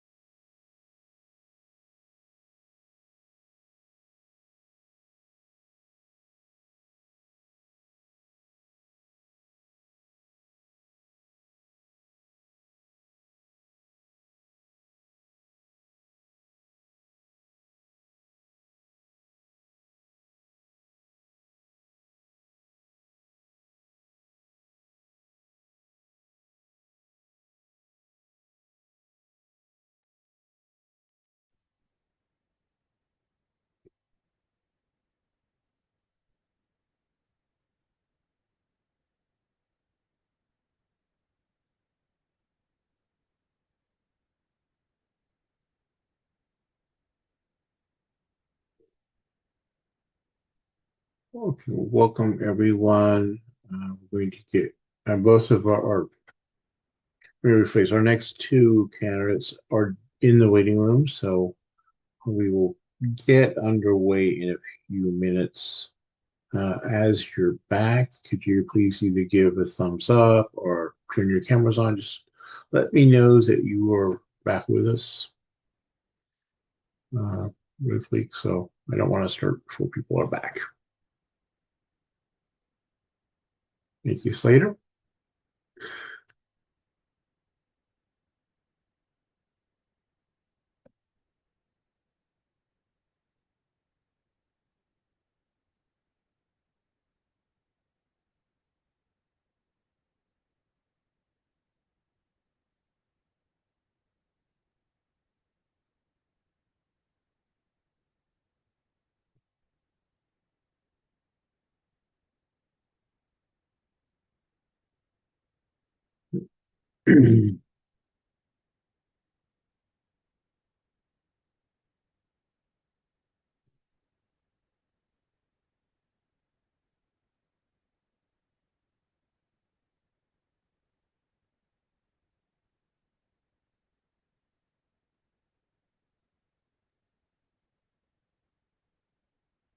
As you no doubt already heard me say, we received the door hangers last night, so I am hopeful that by our meeting Wednesday, we will be able to present to you some pricing options for the printing so that once we have finalized our endorsements, we can immediately move towards getting them to the printers and our endorsements added so that we can get moving with our neighborhood canvases in the beginning of September.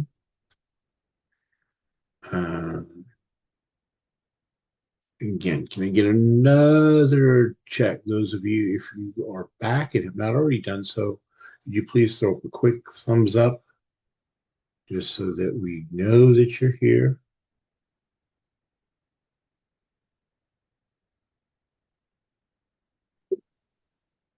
All right, I'll give it about another 90 seconds or so. I'm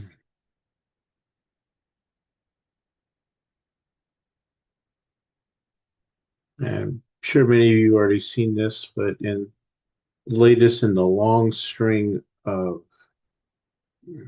I can't believe he's doing it, number 47, and his people are floating the idea of renaming one of our upcoming aircraft carriers, the USS Doris Miller, named after the first aircraft carrier to be named after an enlisted sailor, the first aircraft carrier to be named after a black sailor. They want to rename it after, you guessed it, number 47 himself. So in addition to the many other reasons we need to retake Congress, we need to pass a bill to tell them, no, you can't do that. It is so on brand for him in so many levels. If I say any more, I'll probably be violating some sort of YouTube broadcasting rules. So let's just leave it there. We are at 11:13. I think last check. If you're here and you've not already checked in, please throw a thumbs up. I've seen a number of you did that already, but one last check.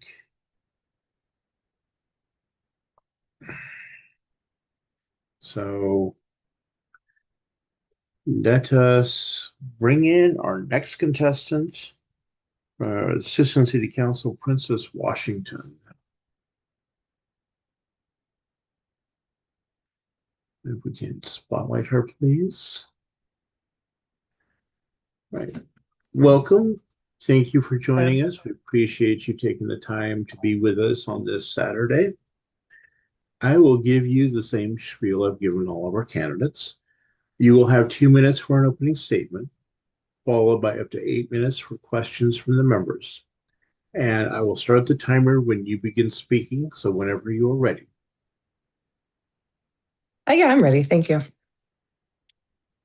Okay. Well, hello, everyone. My name is Princess Washington. I am running for re-election to my current seat in Suisun City Council. The role is at large, and really I'm running again because we still have a lot of work to do, and 4 years really isn't enough to do it. And although I was reluctant and I really thought it out to the umpteenth hour, I did decide to run again due to encouragement from a lot of residents and my family and people around me. And I just think that, you know, I love my city. I don't see myself serving anywhere else. I don't desire higher office. I just really want to make my home that I grew up in a better place.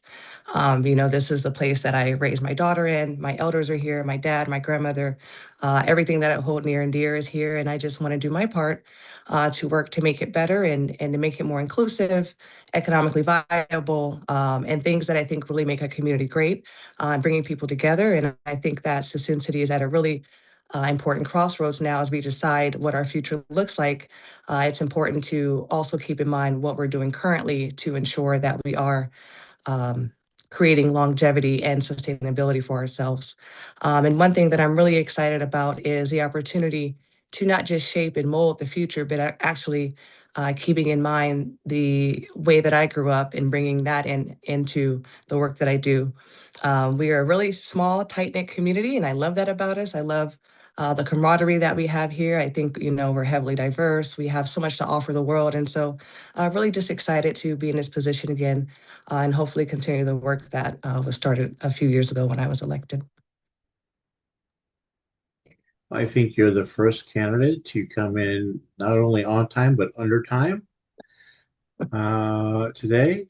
So go ahead and break those myths of all candidates being long-winded. So our questions will be coming into chat shortly, but let me ask the first question.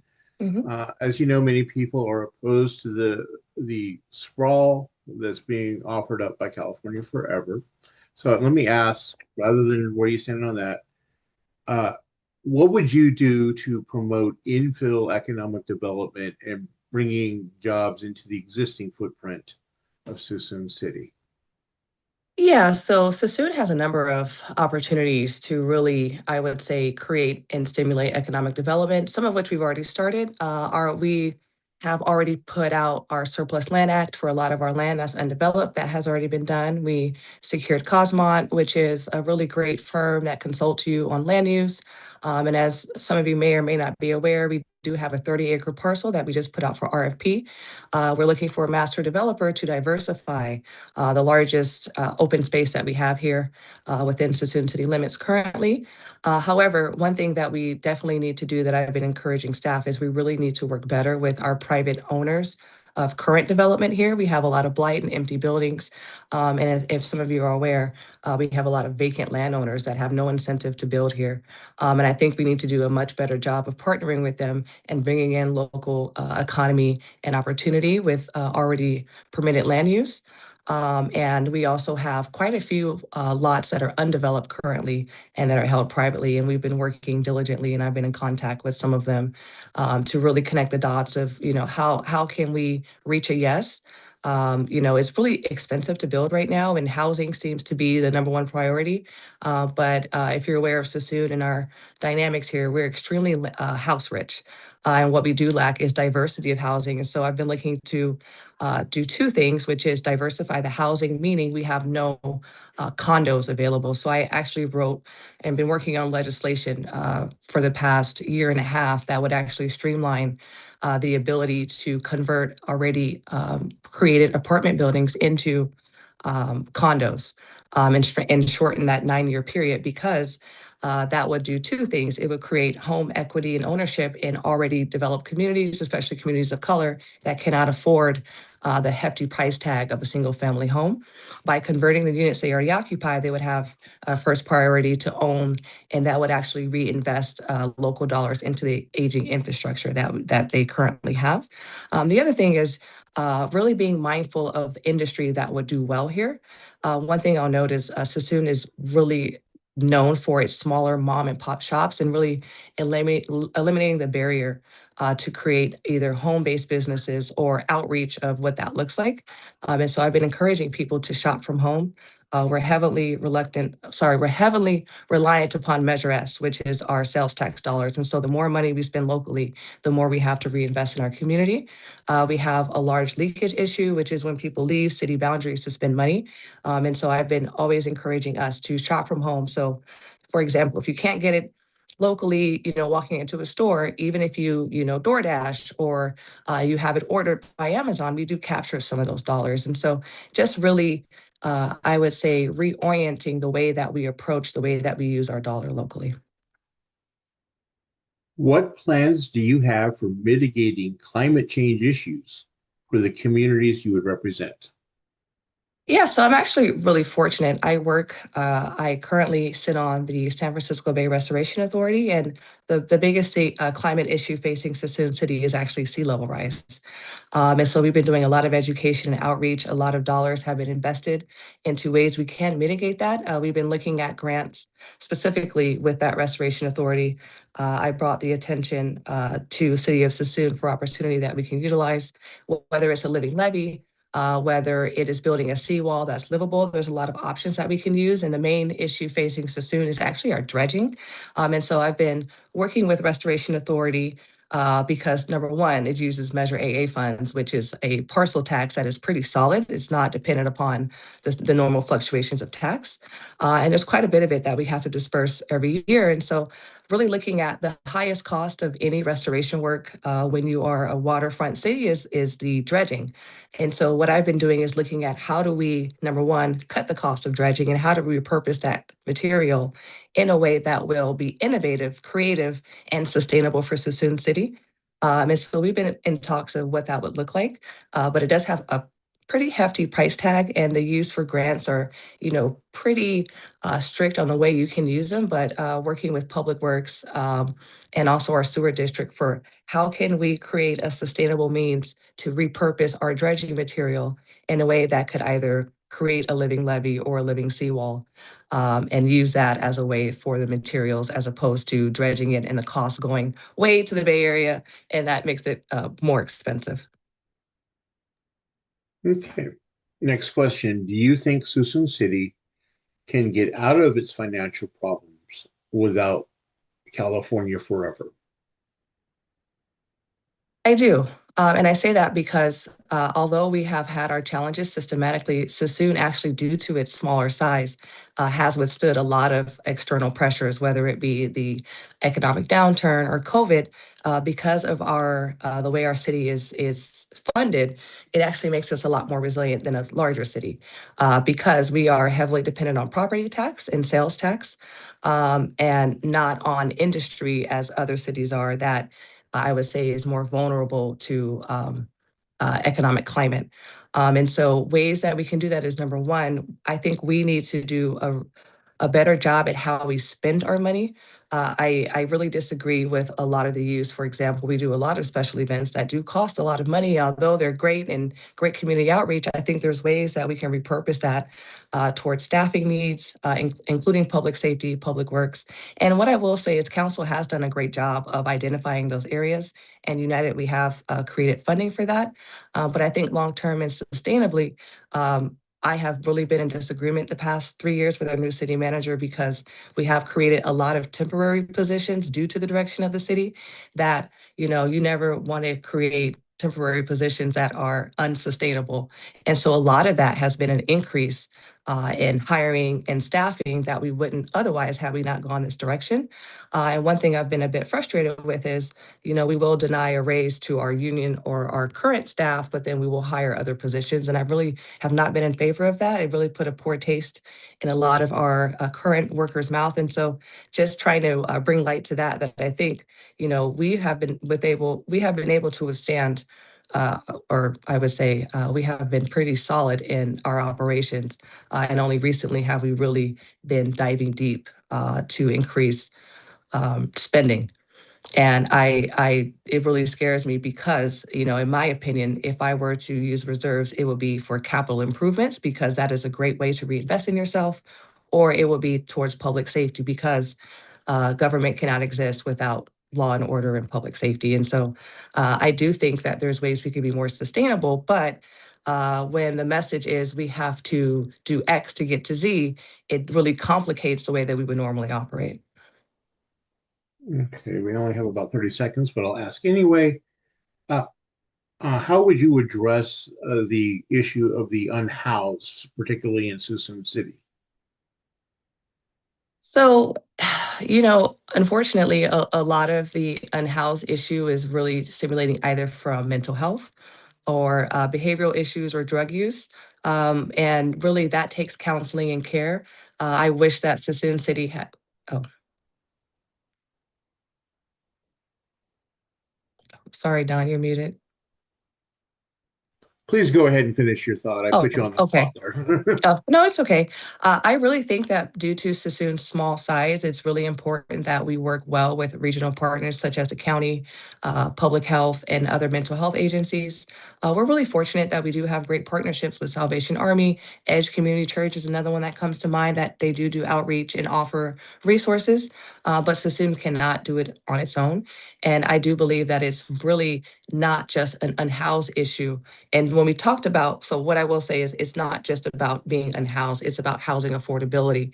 And that cannot be, I would say, stimulated just by housing numbers. It has to do with what is the cost of the unit and how is that negotiated. And that's a whole nother question, because no one wants to talk about free market, and no one wants to get into the politics of what does it look like to create laws that would not allow you to spend 2/3 of your income on a rental unit, or how do you, as a renter, have greater tax incentives where you can repurpose your money either into qualifying for home ownership. I'm one of them where I think I got like $50 because, I paid my rent on time, but I couldn't qualify for a house. And I'm like, but I'm paying triple in rent than what I would pay in mortgage.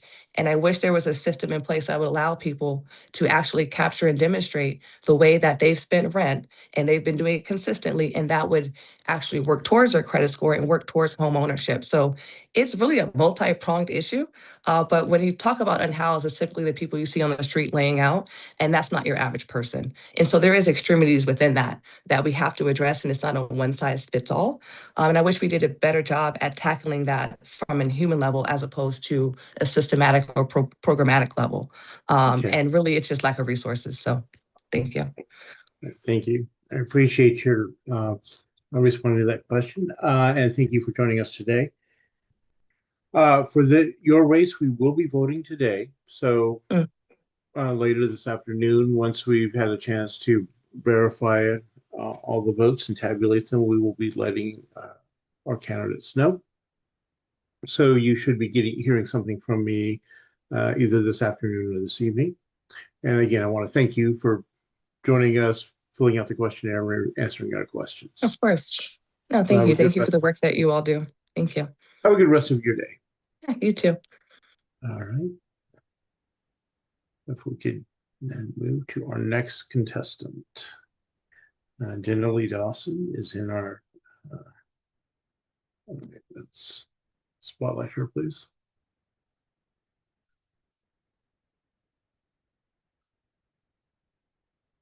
There she is. Welcome, and thank you for joining us. Thank you. Still this morning. I appreciate you taking the time from your Saturday. I will give you the same spiel I've given all of our candidates. You'll have 2 minutes for an opening statement, followed by up to 8 minutes for questions from our members. And I will start the timer when you begin speaking, so whenever you are ready. Okay, I guess I'm ready. Let's hit it. Go right ahead. All right. Hello, good almost morning, afternoon. Thank you all for taking your Saturday out to meet with the candidates. Very important democratic process, and I appreciate the time and the opportunity. My name is Jenalee Dawson, and I'm running for re-election to Suisun City. I currently serve as the mayor pro tem for the past 2 years for the city of Suisun, and I'm here again this election season to ask for your support to continue the work that we've started together. I currently hold a PhD in Human and Social Services, and that foundation is what shapes how I approach public service, grounded in data, informed in best practices, and centered on real outcomes for people. Professionally, I currently am employed with California Human Development, which is a very large regional nonprofit across Northern California, as a community services division director, working with very vulnerable populations. We are a community action and farm worker services agency, and I oversee immigration and citizenship, daily labor programs, education and outreach on emergency preparedness and workers' rights. I also oversee all of the social services within affordable housing and workforce development programs, including Solano County, where I have 3 offices. And I've also a certified sexual assault and domestic violence advocate, and I've been doing that work across Solano County and serving as a strong advocate against violence, also on senior issues, serving on the Senior Coalition, the Master Plan on Aging, the Area Agency on Aging. Currently, beyond my role as a Mayor Pro Tem, I represent Suisun on the Solano County Continuum of Care, the Joint Powers of Attorney addressing homelessness, and serve as the president of the Fairfield-Suisun Water District. I'm seeking re-election because 4 years simply isn't enough, and to finish what we've started. My first term was stabilizing the city, building the foundation, establishing relationships, and understanding our city needs. And there's so much more work to be done. Thank you. Let me reset our timer. Again, you will have 8 minutes once you first start answering our first question. And that question is, what plans do you have for mitigating climate change issues for the communities you would represent? Absolutely. Climate issues is real. I continue to see it. We here in Solano County, we have some amazing advocacy groups with Sustainable Solano, Greenbelt Alliance. They've done some amazing work, and Suisun City has been blessed to have them really focusing on a lot of the resilience in regards to, us potentially being flooded, mitigation efforts. And so I have been very, very happy to be able to continue those partnerships to address that. Not just locally here in Suisun City, but regionally. As you guys know, we are a waterfront community, so mitigation efforts is extremely important, especially because we're very limited on the funding that we have to do mitigation efforts such as dredging in the waterfront. And that can have huge impacts to our community as climate change continues to be a core focus. We're seeing it left and right. We're seeing the change in our weather. We're seeing, extreme heat incidences. We're seeing extreme flooding incidences. So it's going to continue to be an issue, and it's definitely something at the core that we got to continue to protect the environment and our infrastructure and our cities and our communities. Okay, next question. Do you think Suisun City can get out of its financial problems without California forever? Yes, and I think that that is a question that, has different perspectives on it. I think Suisun City has continued, and it's going to continue to have a structural deficit, which has been a challenge. It's not something, when I came into the city of Suisun in 2022, our structural deficit has continued to be an issue. We were very strapped on time.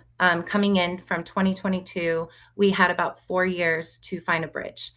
We were championing going out and leading the Measure S, which we were able to have the support of our community and pass that by 73%. But that is only a temporary stop to continue to be able to sustain our public safety and our critical infrastructure needs. But it's going to continue to be an issue. Suisun City does not have any industry. So we have a very low tax revenue base that comes in, and it's continuing to be a challenge as we navigate through it. As of 2026, we should have been dissolved based on the trajectory of our fiscal cliff that we had. We have a little bit of a runway, and that is why our city council has been running. We've been exploring every opportunity at the forefront for our city to be able to have economic viability. Exploring expansion has been one, but we are also focusing on infill. Currently, we have 15 infill projects, and just this week, we released an RFP for the 34-acre lot off of Highway 12 where a water tower is, for proposals for potential development. So those are huge steps that the City Council has moved forward. We're looking to diversify every opportunity that we can to ensure that our city can sustain itself and not be dissolved into the county. What steps would you take, or are you taking, to address the issue of the unhoused and housing insecure, particularly in Suisun? Absolutely. So I have been working on homeless and housing. I've been working with HUD and the federal government for many years across just not Suisun City, but Solano County as a whole. My background as a social worker, I have been on the ground actually doing direct services for individuals with co-occurring substance and abuse issues. And my background is in behavioral health. So naturally, when I came over to the city of Suisun, I just kind of transferred some of my roles, but I currently serve as on the continuum of care regional advisory board that's addressing. I work on a lot of the funding allocations, provide technical support on some of the applications that are going out with our local nonprofits. Locally in Suisun, I led in 2023 the PIT count, in which we identified over 68 individuals that were homeless. We had a huge uptick as the laws were changing, and we were trying to get collaboration with a lot of our private property owners that needed a lot of abatement of homelessness. I'm happy to report, as in 2026, we have decreased our homelessness by almost 40%. And a lot of that is due to the initiatives that myself and our council have led, from ensuring that we had public safety resources, ensuring that we were working regionally and collaboratively with all of the boards. One of the big key things, my organization is one-stop operator for workforce development here in Solano County, and we have work experience programs from funding from the Department of Labor. So we worked in collaboration with Edge Church, and we are happy to report that we, for the last few months, have had the skills program for individuals who we actually, during the PIT count this last year, we took that were in encampments, and they were placed into shelter. They're working with Edge Church, and they are now part of our skills program where they are being paid wages and they are sheltered. They're coming out and they're actually back in Suisun City doing landscape maintenance and getting skills that they need to build resilience and be able to overcome the adversities of being homeless. So that's a key program. I'm very excited about it. We're looking for sustainable funding for it, but I think it's a model that can be used across Solano County, leveraging public relationships and making sure that people have the tools and the skills that they need to overcome homelessness. Do you support SB 954, which would remove advanced manufacturing projects from those that are exempt from thorough CEQA analysis?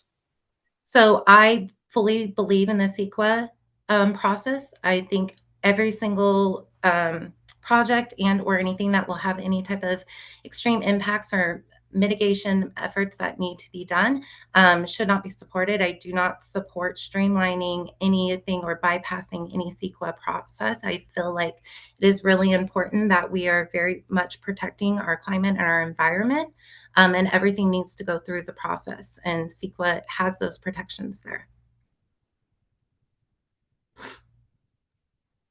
Okay. I think you mentioned this a little bit, but what efforts are being made in Suisun to promote economic development and bringing jobs into your existing footprint? Yes, absolutely. So as you had already mentioned, you had touched base on California Forever. I had the opportunity to come and join you guys on a previous interview, which I know you guys recircled along with Mayor Hernandez. So Suisun City is currently exploring annexation of the California Forever, Flannery, who owns a lot of the land east of Suisun City. So that is one avenue that Suisun City is currently in the process of exploration. It may not even be feasible. It may not even pan out. It may have huge mitigation efforts. It may cause encroachment on the base, which is a huge issue for not just myself, but all council members. So it is important that we really, explore this opportunity and be very mindful of the impacts that potentially could bring economic viability to our community, but it's not the only approach that we're taking. We are, like I said, we have developed a strategic plan, an economic development plan. We have moved forward 15 development projects that are currently in the pipeline. And it is so important that we look to diversify our funding for our community and explore opportunities for our community members. We are a bedroom community. We have over 13,000 people commuting out every single day. And it has impacts, right, on the work-life balance. We have children that are being left alone and or, don't have the support because we have two family working households. So it really does have an impact on our families. And we want to make sure that our families are thriving and that the opportunities are here. So I am going through this process of exploration. If it happens to have some type of feasibility at one level and or if it doesn't, or if it has huge mitigation efforts, those are all things that we have to bring to the community to make decisions for what's best for Suisun City, and not just Suisun City, but regionally, because we know the impacts that Suisun City or decisions that we make have regional impacts, and we want to be good partners in that exploration. Thank you. Appreciate your response to that. And as I indicated to your colleague, this is one of the races we'll be voting on today. So once we have the opportunity to tabulate those votes and verify them, we will be letting you know probably this afternoon or evening. So again, thank you for joining us today and have a good rest of your day. One clarifying question I see a few questions coming in the chat. Can you send those to me so I can respond, or is... Yeah, we will share those so that you can reach out and respond afterwards. All right. Thank you so much. And thank you all for your time and the opportunity today. I appreciate it. All right. Thanks. Thank you. All right. I am looking. Our next person isn't with us just yet. Of course, he was told 11:45, so he may be thinking to log in right on time.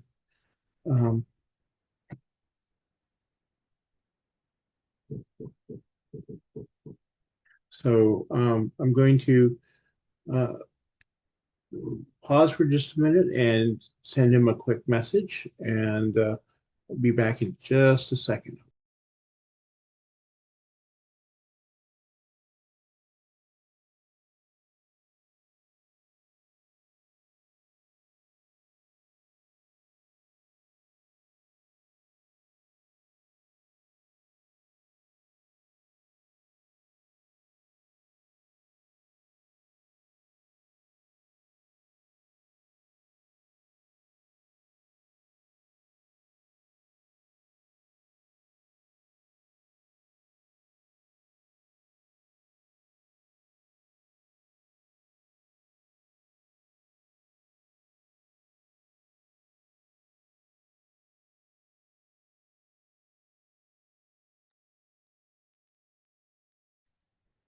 And our next contestant is with us in the waiting room. So let's bring in Tony Yang, please.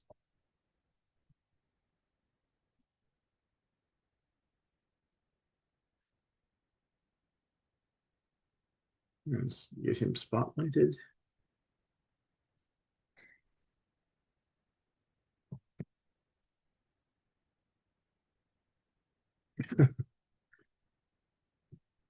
Hello, Tony. Welcome.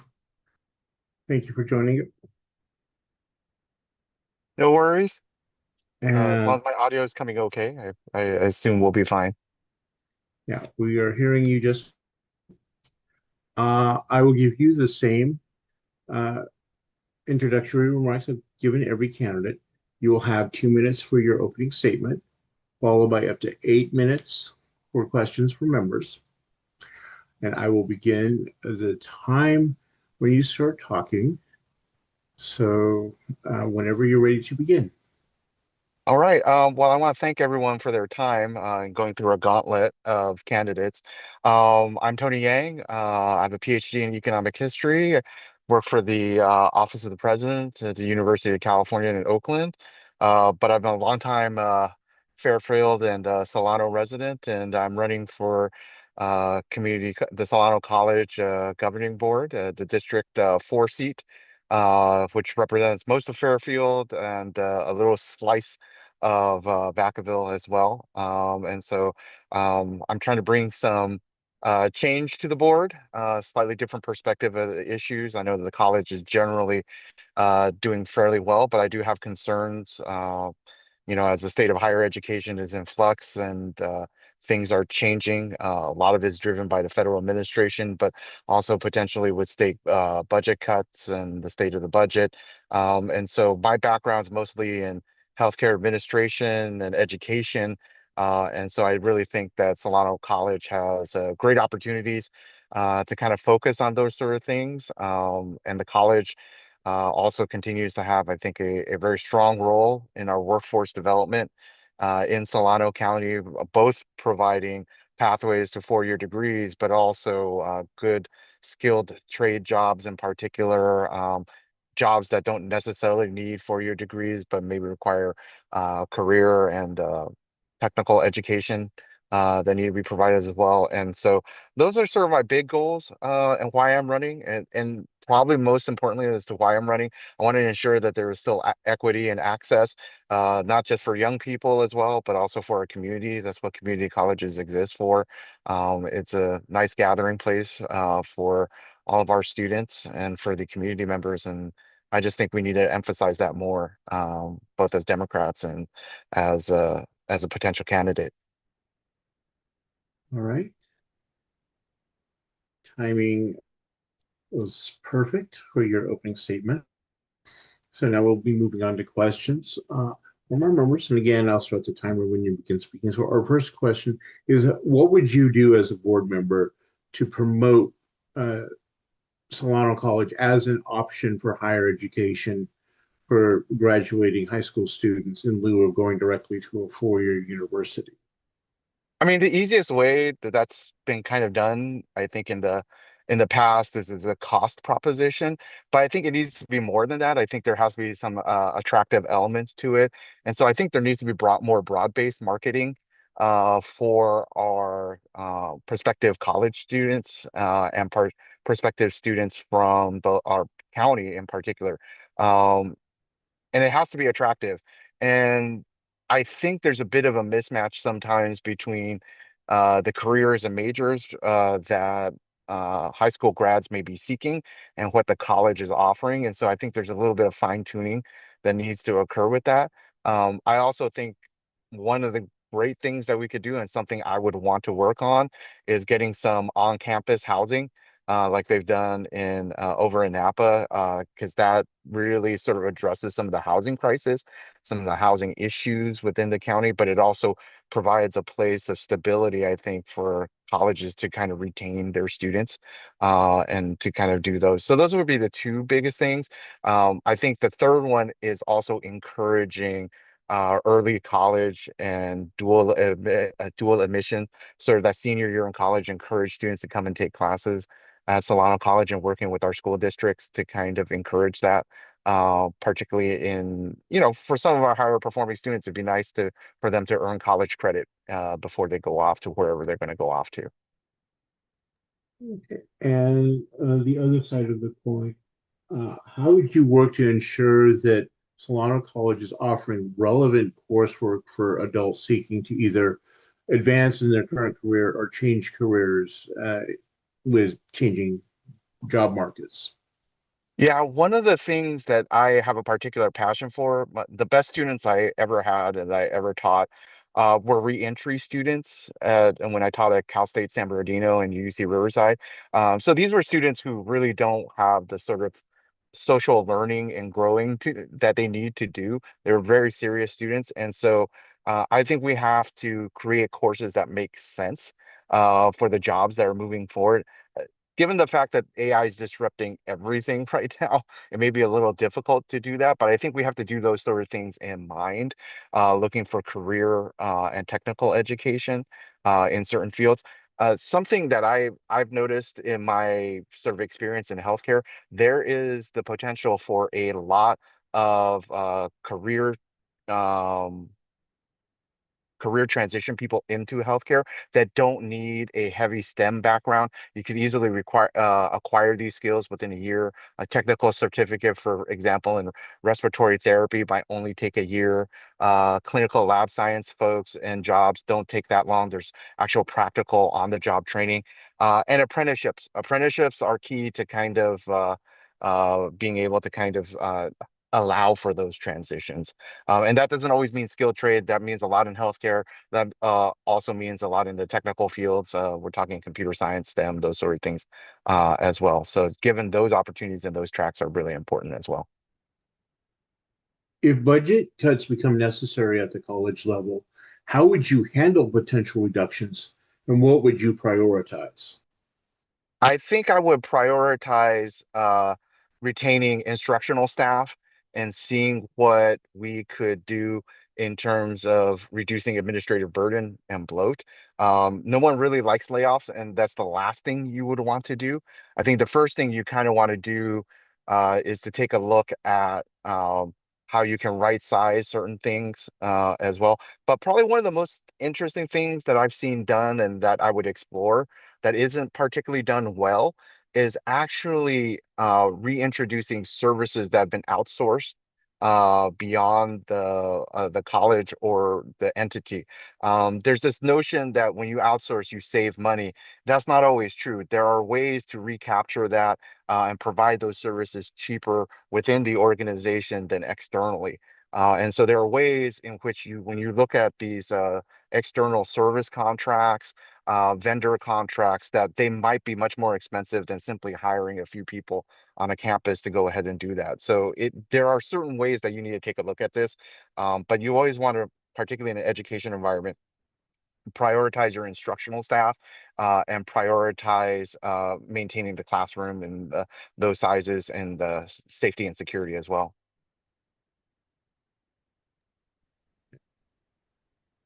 How would you prepare students for the 21st century issues such as social media, critical thinking, disinformation, etc.? I not that it would happen. I would like to ban social media until you're 18, but that's unrealistic. I think what you have to do is do what I think the humanities were designed to do, which is really teach critical thinking skills. It's really hard to do it in the age of AI. But one of the things that you can do is do a lot of education around how to interact with social media. One of the most effective things I've seen colleges do with students is a social media 101 and those sort of things. And just to engage in critical thinking, it's really difficult when they're 18 to 25 and their prefrontal cortex hasn't quite fully developed to recognize the consequences of their actions. But it's really important to kind of help them develop the tools for critical thinking. And that's something that can't be outsourced. That's something that they have to think through and engage in. I think this is where the challenge is for education is to be more engaging than your phone. And that's something that's very difficult to do. And so that's something I would want to work with instructors about how to increase engagement with their materials and sort of what's working and what's not, and what changes and what additional tools that they might need. As for the disinformation piece, it's simply, turn off the disinformation as best as you can, and to try and engage the students to analyze information very critically, which is very difficult to do now, I honestly think. Okay. What partnerships would you pursue in addressing the whole student, such as making sure they have access to resources for housing, for food insecurity issues, mental health issues? things outside of the typical classroom environment. Yeah, there is a sort of larger movement, and I know the college does a fairly decent job, although I wish they do more in addressing basic needs and the basic needs office on the college. But I think they need more resources. I think people have kind of generally relied on the fact that Solano County is quote unquote affordable, but I think anybody who's lived in the county within the last 5 years would really doubt that. Things are quite expensive. And so you'd have to partner with both the county and local agencies, such as Community Action Partnership, et cetera, to kind of assist that. I would like to actually invite county and state agencies such as Medi-Cal providers or our contracted entities to actually be on campus and provide space for our students to get in there and engage with them more directly. I've seen that's what's worked the best on quite a few other campuses. All right. And 8 minutes has flown by. Because your opponent is a Democrat and has not yet submitted paperwork, and he has until next Wednesday, will not be voting on your race today, but next week. So don't be looking for an email. You'll get it after next week's session. But once we have a chance to vote on your race and tabulate and verify the votes, we will be sending out notices to all our candidates. So expect to get that sometime next Saturday in the late afternoon or early evening. Thank you very much for joining us. We appreciate you taking the time out of your busy schedule to be with us on a Saturday, and have a good rest of your day. Thanks, everyone. All right. And that brings us nearly to our noon hour. So we have set aside an hour for lunch so that you can all get a chance to take a break from staring at the screen, go get something good to eat, walk the dog, whatever you need to do. And we'll be reconvening at 1. And as looking at your agenda will remind you, we have a number of issues that have been raised that were all time sensitive that we will hope to discuss at 1 o'clock prior to hearing from our first candidate at 1:30. Anything that we haven't covered by 1:30 will be carrying over to that 2:15 slot after our last candidate of the day appears. So again, look at the emails that were sent out yesterday as you have a chance, and we will reconvene at 1 o'clock. And thank you all for joining us again, and have a good lunch.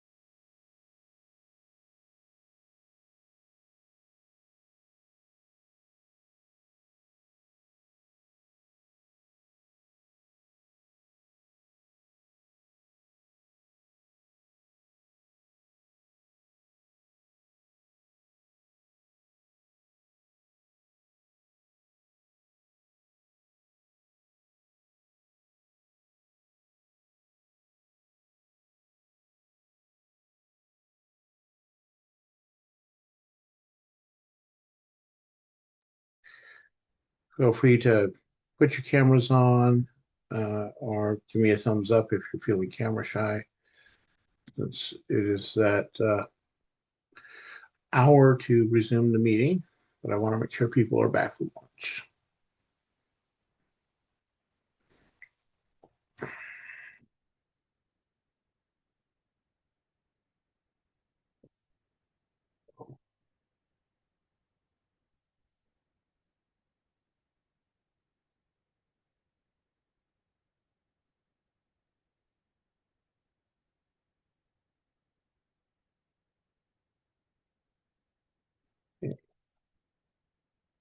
Give it about another minute or so.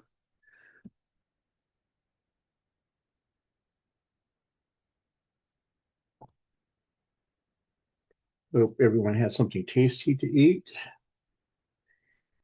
but not so much that you end up in a food coma before we're done.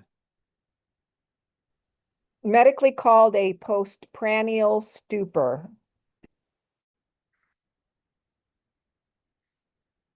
Well, whatever it's called, I'm hoping we all avoid it today.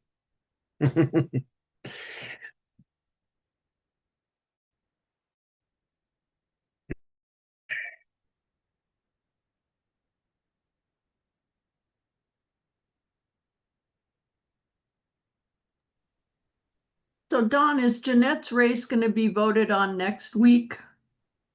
Yeah, we will vote on her next week because she has an opponent who's a registered Democrat. So we'll give him the courtesy of turning in his form by Wednesday.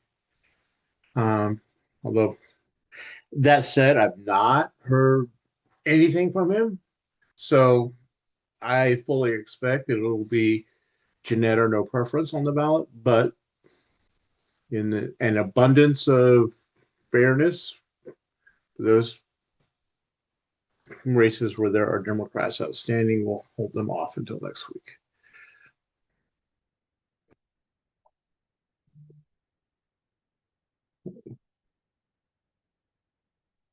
Okay.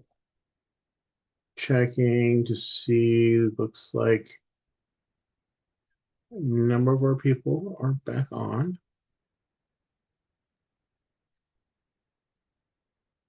Don, has the email with the ballot gone out yet, or? Yes, it did.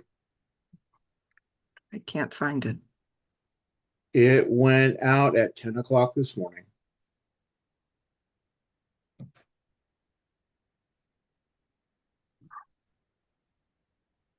Oh, okay. Thanks. I just found it. Thank you. I just wanted to make sure. Okay. So we have, as I've mentioned earlier, we have a number of items that people have been raising over the last couple of days that are all time sensitive. So that's why they are on this agenda, not being held over for a regular meeting. The first item is discussion of proposed Fairfield Data Center. Bonnie sent us some information a few days ago about the proposal, and we followed up with a proposed resolution that came out, sent out yesterday. And as she's just dropped into chat, she's tweaked the language very minimally. I think it is, establish rather than create and institutes rather than develops in her resolved at the end. So rather than having a bunch of Me Too's, I'm first going to ask Bonnie to speak briefly about it, very briefly, and then if anyone is opposed to the resolution as drafted, please raise your hand. And if we don't have anyone opposed, we'll just move to voting on it rather than, again, hearing a bunch of Me Too's.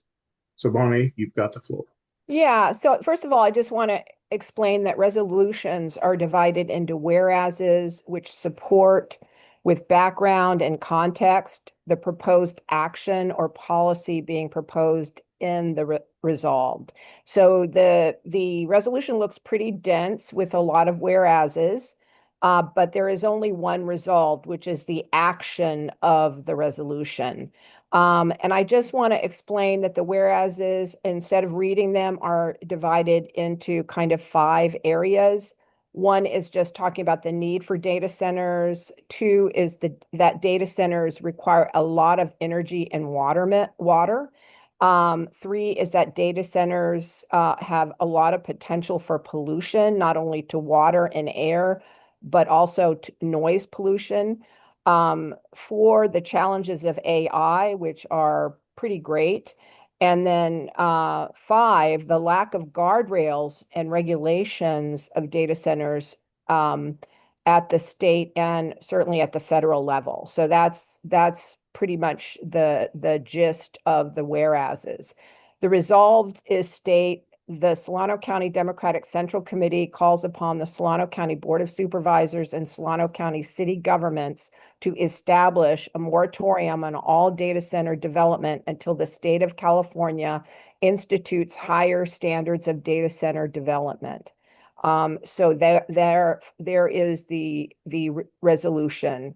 If there are any questions, if not, I think we can move on to action if that's possible. Also, I just want to shout out to Kathy Carriage, who helped on this and gave a lot of good input, and also shared that AI is really going off the rails at this point. There's been hacks by AI itself on other things, and self-guided hacks, which is really problematic. So I'll just leave it at that. The age of Skynet is here. Okay, again, does anyone wish to speak against the resolution?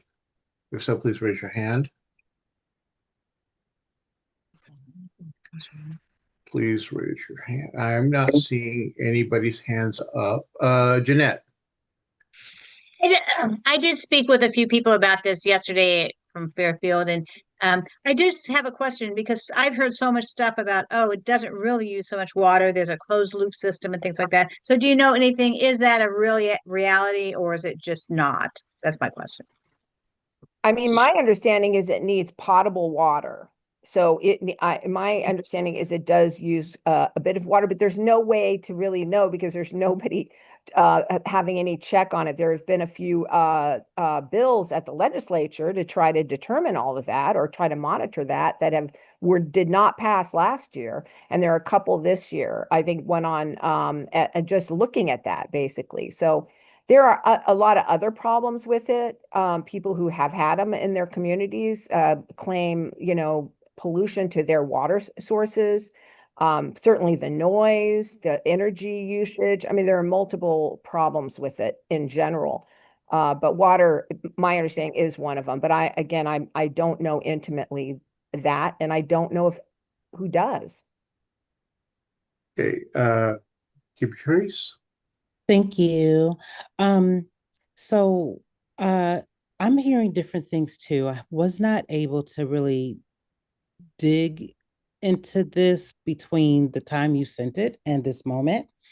And I would love for us to learn more before making a decision, because I just keep on hearing different information surrounding water, different information surrounding sound, different information about different elements. And I don't know what is true and what is not. I don't know what is rumor, or if there's different variations, some that are safe and some that are not. I just don't know.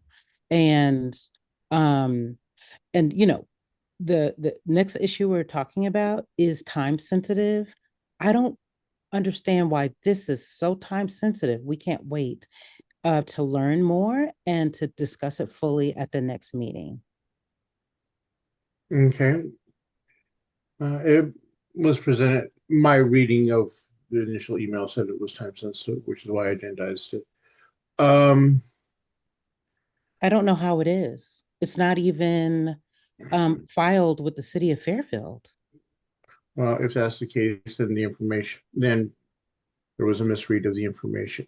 Michelle or Kathy, do you wish to respond? Do you have fact Yeah, so I information? think, I think that that's actually a good point that we don't know, and that's really the problem.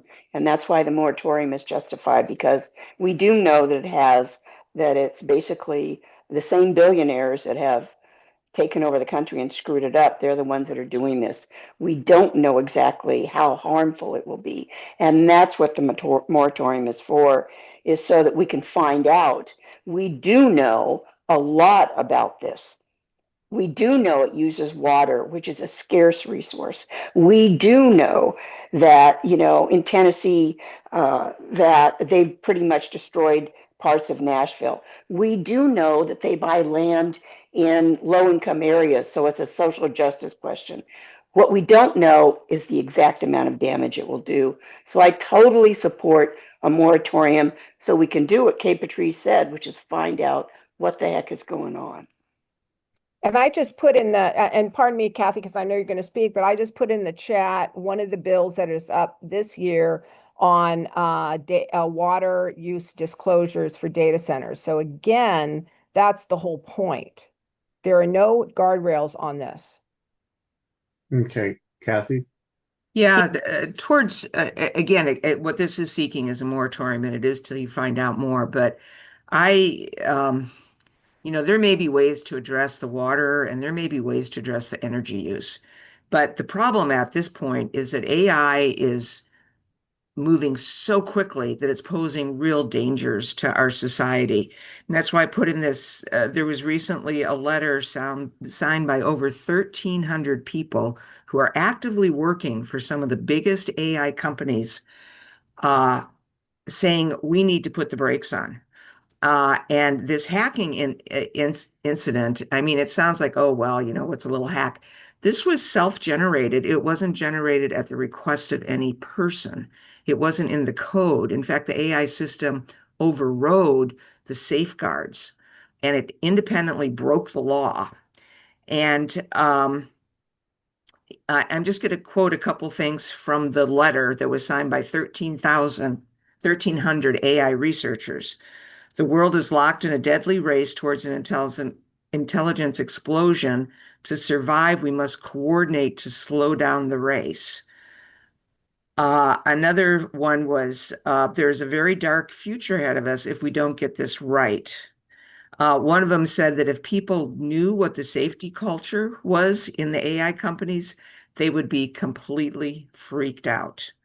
So we're dealing with something that is moving at lightning speed. It is at the point where it may be able to self-generate code, and it breaks the law. It does not put humans first. So we're at sort of a really dangerous precipice here where we have to slow this down. The federal government is not going to slow it down because Trump is in the pocket of these people. And the state, I don't know how much better off it is here with the state. So I think the only way we're going to do it is by concerted local actions, saying we need to slow down. We need to take a look at what this is doing. And it's not just about the fact that it could create massive job losses. Some people estimate 30% of the workforce could be laid off. That's the larger AI debate, rather than the But moratorium that's what the data centers are powering. So, but I do want to keep us focused because we do have another issue that is time sensitive.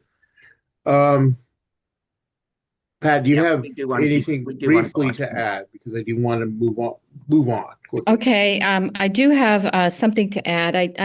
I'm sorry, I'm working while I'm doing this, which is crazy, but I just heard part of the so forgive me if I repeat something, but I think this is a huge issue. The AI data centers, not only are there major water issues and energy issues, but there's also a lot of pollution that is released from the cooling chemicals into the atmosphere, and the oil and gas when they have generators that are created by diesel. So there is a pollution effect in the air, and it also pollutes the water that is used, which makes it even worse. So there's those issues, and I don't know if people mentioned the sound problem for local communities from up to a mile away. People have this continuous droning washing machine-like sounds that make it almost impossible to live in the areas. And now it's affecting a lot of the wildlife. They're having problems with the bees in these areas because of the noise pollution and the all the other pollution that's affecting. So there's all kinds of issues that we're just finding out about. So this is a big issue, and I agree with everything that I've heard from Kathy and Michelle and Bonnie, because this is an issue that is coming to our back doors, and they don't even know all of the things Okay. that are happening haven't been coming out yet. So that's my feelings about it. All right, so I think we have Me Too this. And we have a motion by Paula and a second by Bonnie to adopt the resolution. I can second it. Yeah, it's already been moved and seconded. And we Okay. have the counter argument has been made that this is not time sensitive. Do we have a poll on this question, Amber?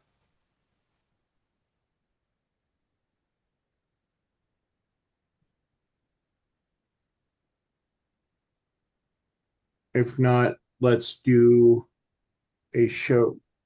Those who are in support of passing the resolution, please raise your hands.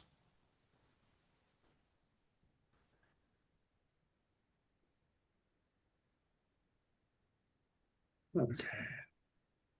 Everybody keep your hands up.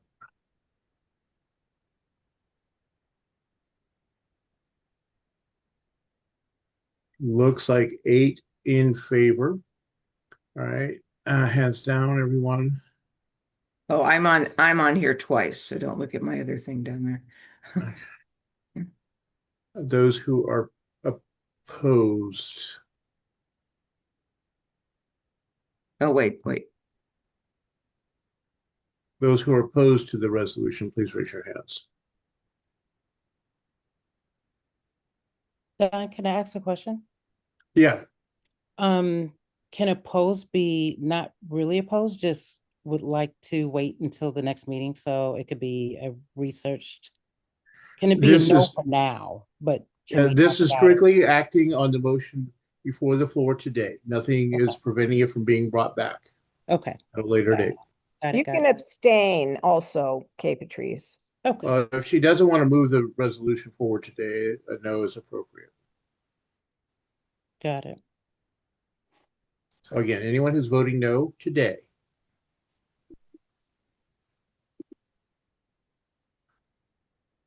Okay, I am not seeing, I see one hand up. Anyone else? All right, the motion passes 8-1. Thank you.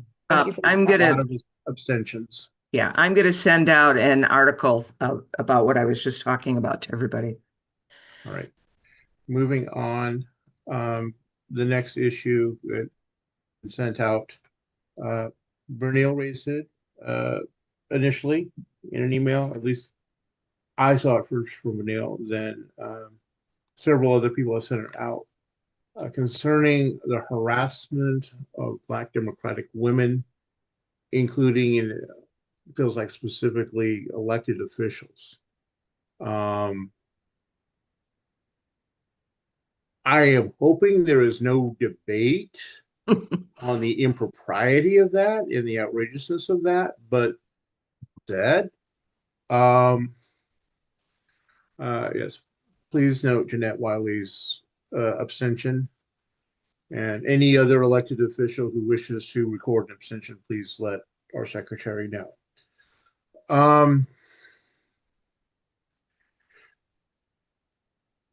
So with that, I don't know.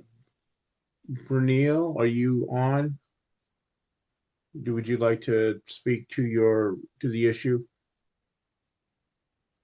Yes, I am on.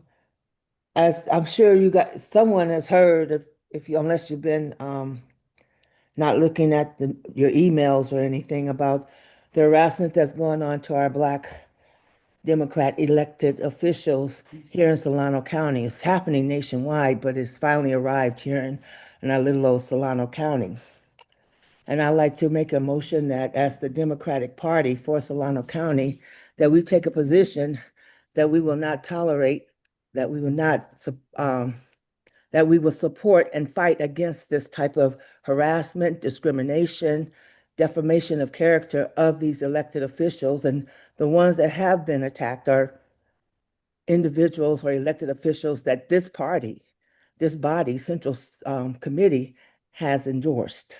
So I'd like to make that motion that we support and fight with the that we will not tolerate this type of behavior. This is Gian. I'm seconding. Yeah, and I'll Yeah, second as I was well. going to second myself too. Yeah. Mhm.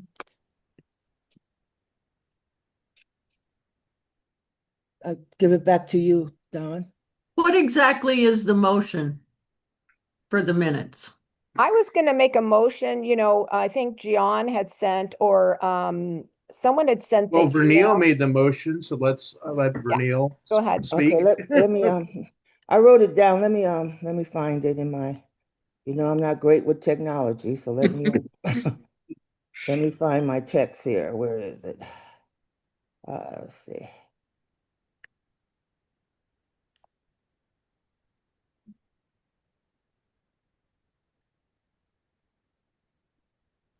Do you want me to say something right now? No. Oh, if you want to speak on it, but I wrote it down. Where is it though? Okay. Oh no, where did it go? Perhaps while you're finding out, let's have Alex speak on the motion. I just have a quick clarifying question. So I saw multiple electeds abstaining. Is that just out of caution in case there's any action? Regarding the data centers, yes.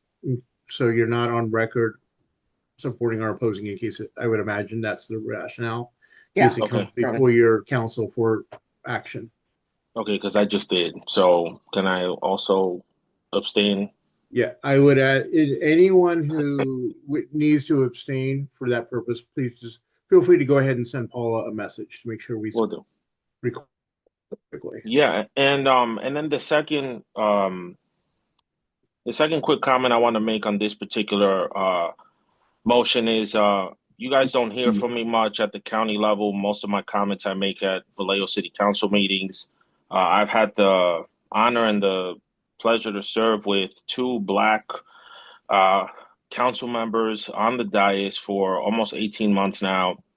And what I will say is that just as a man, I've found it very puzzling. And I'm going to just describe two brief examples before we vote. I've seen one of my Black colleagues take a vote in the same way that I took a vote, and our mayor took a vote on one very controversial item, and she was still getting attacked, even though the three of us voted the same way. And then there was another issue that came before our council where, the other Councilwoman Gordon, we didn't vote alike on that issue. She voted the same way that the other men did on that very also controversial issue. And she was the only one who was getting attacked out of the four that had voted for that direction. And, I just find that type of singling out to be incredibly troubling. And I think we need to do a better job as a party to make sure we're looking out for our electeds who are fighting for our values and are, trying to do what's right. And then the other thing I just want to point out is that whether it's data centers, California Forever, shipbuilding, you name it, there's a lot of controversial issues that elected officials across the county are dealing with and having to vote on. And while I may not agree on certain issues with some of my colleagues on the dais, what I've seen time and time again from our Black women elected officials over the past 18 months is that they've had the courage to step out and at least say, let's have the conversation about this, even if it's controversial, as opposed to, let me just follow what's popular, which is to say no and duck. And I think we have to all collectively open up the space, the public space, for us to have these conversations, even if we don't agree, as opposed to just letting them go out and take the hits while we're all ducking, on the side. And I just wanted to call that out specifically because I've had the opportunity to serve along with two of them. One of them I tend to vote with a lot of the time on issues. The other one I do not.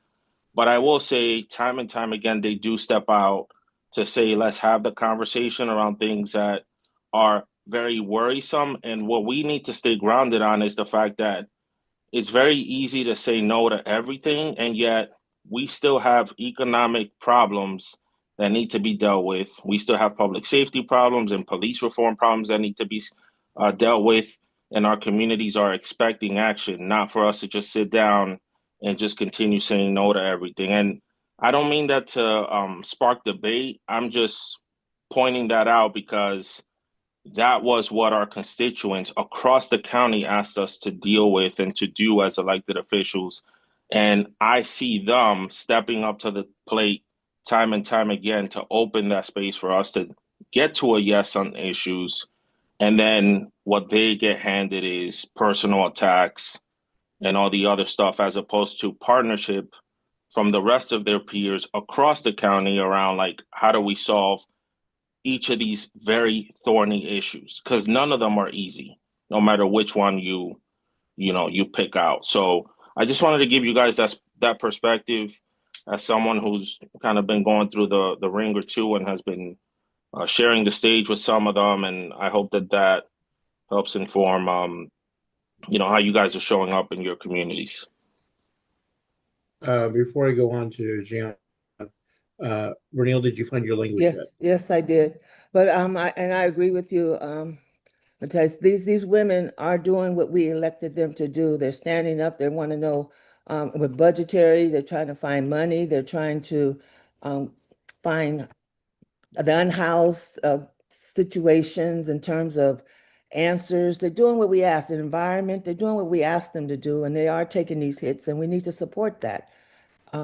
Unlawful behavior. They're putting the spotlight on these issues, and that's exactly what we've asked them to do as our elected officials. But get back to what my motion is, that I motion that Solano County Democratic Central Committee make a statement lending support against this type of behavior of discrimination, defamatory, and bullying behavior against Democratic Black women elected officials in Solano County and Democratic candidates. All right. Thank you. Jean. Yes, I wanted to say that, it's wonderful. And I know, this is going to pass because I can't imagine anyone not voting for this. But it's wonderful for us to pass resolutions like this. But we really, really, really, really need to show up for our elected officials, our Black elected officials. We need to do call-ins. I know people don't have a whole lot of time to show up in person, but we need to have a visible and a vocal support for them, because this stuff is very, very troubling. I've been at almost every one of the council meetings, and I've been the brunt of some of the attacks because I've been supportive of our elected officials, where they've been harassed, intimidated, doxxed, and everything else. We need to be a much more vocal voice and in support of them. And thank you so much for Vernell. I would like to also see this on our website as well, that we take this position strongly.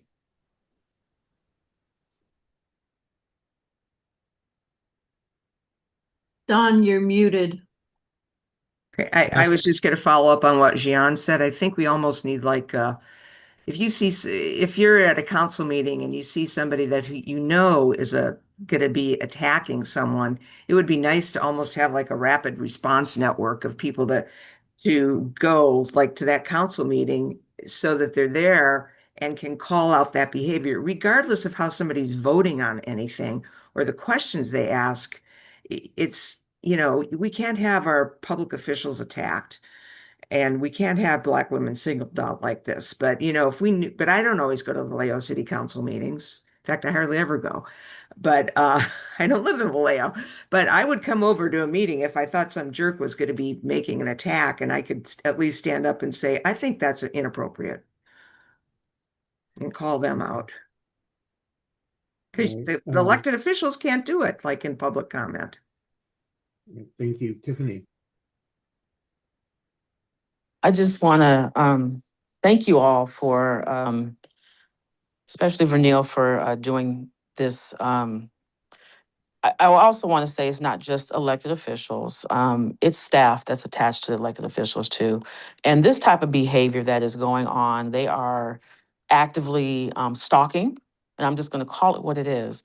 Anytime that you take it upon yourself to station yourself outside of somebody's house, take pictures, put them on social media, make these crazy AI caricatures. This is the new Jim Crow. Yeah. We have turned into Solano County, Mississippi. And this cannot continue to go on because now it's escalating to criminal realms. And they need to know that people are watching them and will continue to watch them and call them out. So I just want to make this sure that this body knows that it's everybody that's attached to elected officials and or anybody that has spoken out against this terrible, despicable behavior. And we're tired. And we need support from other people that call yourselves our allies. And that's all I have to say. We have two more hands up, and I'm cutting the bait after those two hands. Because even though we have flexibility with our next candidate, we do want to make sure we're reasonably on time for the following ones. So with that, Bonnie? Yeah, I just want to reiterate the point of speaking up. I know that I was at a council meeting with another group doing something different, and I was there for public comment, and someone came out and did attack someone on the dais, and it was really shocking. I think I was pretty much in like shock mode because it was just beyond. And I reached out to the person on the dais later after it, and I regret at the time that I didn't have the wherewithal to actually get in line or whatever and call that out. So I think speaking up is incredibly important, as, I don't know, allies, but or maybe even come up with a plan to go to a council meeting and be there as a support system for folks on the dais. Thanks.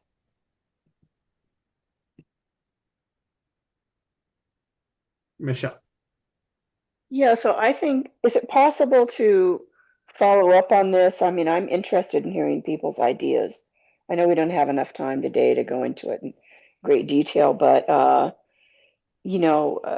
just to get some more concrete things that people can do. I mean, I think putting it on the website's a good idea, but maybe even come up with a process or things that can be communicated out.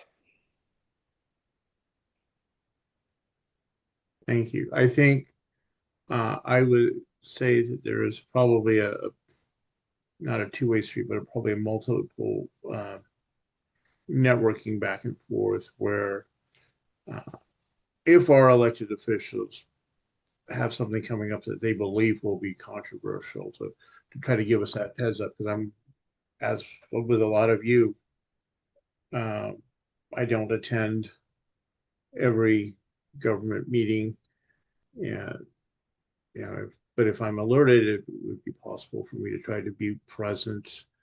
And generally speaking, I also think that we need to reinforce the message that was said of communicating that this is unacceptable behavior. And it's not just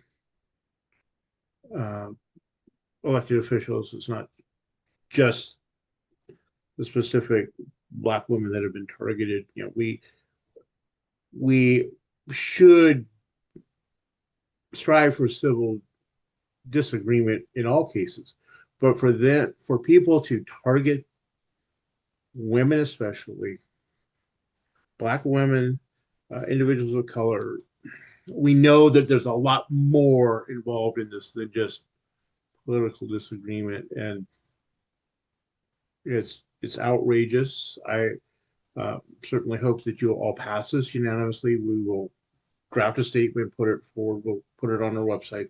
And to the extent that we can do so, we will be supporting our elected officials to the extent that we know about it. I can do that.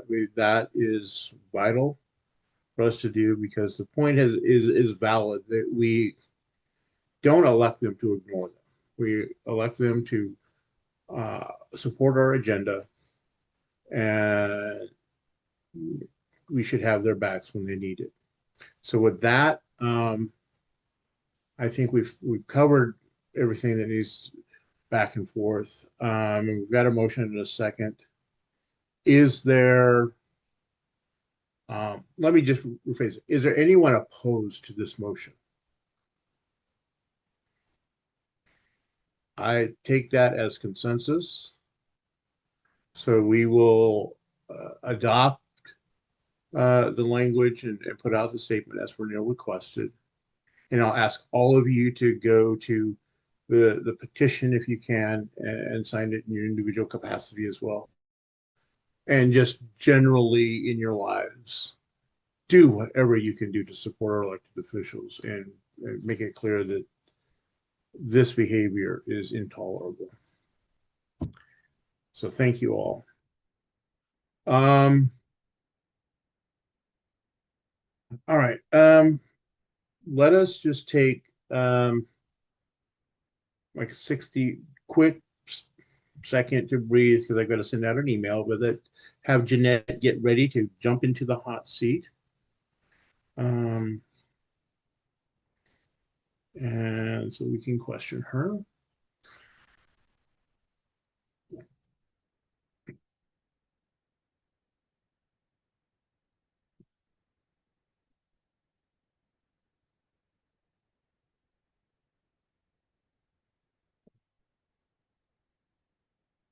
And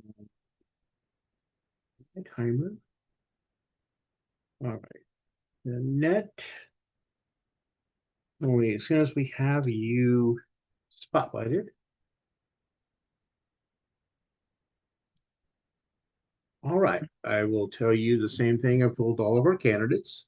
You have 2 minutes for an opening statement, followed by up to 8 minutes for questions from the members. I will start the timer when you begin speaking. And then I'll be able to see the timer because I haven't seen it. I'll see it. Okay, thanks.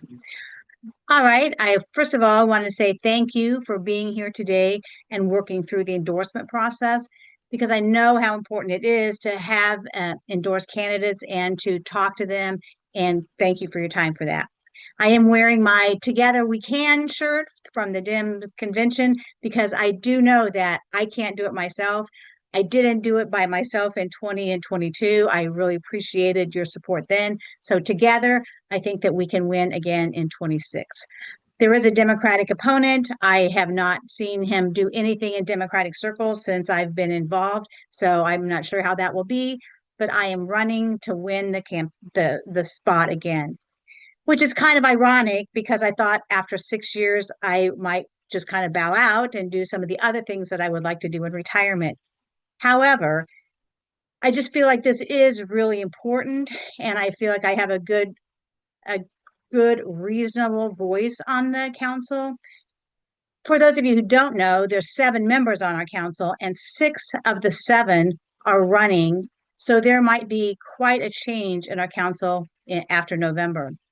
So I am running for some continuity in District 6, and I feel like I've learned a lot in the 6 years I've been there. So I want to continue and 4 more years. It is going to be a difficult 4 years with changes in the council And also with all the things facing us, like the data centers and the battery storage and the pilot trucking center on the, the west side of town. So we need to have all the information to make good choices. When I first started, someone said, just because people are against it doesn't mean it's bad. And just because people are for it doesn't mean it's good. But I want to continue to do the best for all Vacaville residents. Thank you for your possible support and past support. All right. Thank you. Let me get the timer reset. Okay. The first question, let me find it, is what plans do you have for mitigating climate change issues communities you would represent? I do feel strongly that climate change needs to be mitigated, and I am happy to report that Vacaville took big steps. Probably about 2 years ago, we approved a program that added a whole lot of solar panels in our public places, and then I think it was like $20 million that we will be saving. So that was how the project was funded, through this group that came in and did all the work. So we had them in a lot of public parking places, the community centers and things like that. So I think that is a great deal, a great thing. I also have worked to keep saying we need to use our recycled water in Vacaville, because we have the purple pipe, but it's not actively being used. So I would like to be able to use that to save our water more. And just all the things that we can do to support the environment those are important. So those are what I'll say.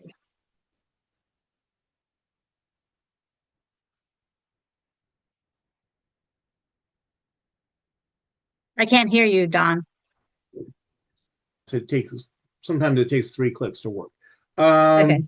Next question is, what would you do to address the issue of unhoused individuals and housing insecurity, specifically in Vacaville? That is one of my frustrations from being on the council, because in the time I've been on, I've advocated for more affordable or attainable housing. And in Vacaville, we seem to be building more of the same. However, we have approved several low-income housing developments. They've been approved, but they're not being built because the funding isn't totally secured. And Vacaville's done, I think, really well trying to apply for those funds, but there are other cities that are, maybe more needy and getting the funds. I do think that we're looking at houses that on the east side of Leisure Town that are smaller and more affordable. Just this week, we did a Habitat for Humanity kind of groundbreaking. So I am unhappy that I was on the 3 side of a 4-3 vote or a 5-2 vote for getting the inclusionary housing. So I want to continue to fight for inclusionary housing so that developers are more compelled or have more pressure to provide affordable housing in certain areas of their development. Okay. One of the issues that will be coming before the voters in November is yet another sales tax to support city operations. What steps is the city, and what steps would you take to bring in new revenue from sources other than a regressive sales tax? I will just say on the sales tax, the council voted to put it forward, and we're putting it forward after we've made a lot of cuts already.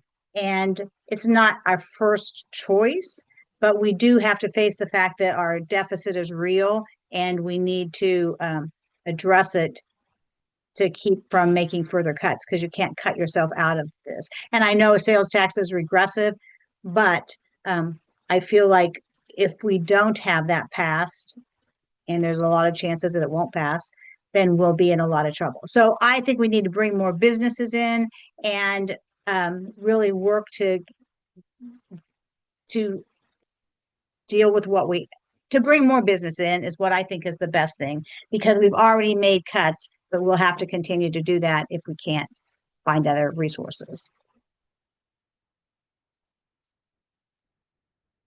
Okay.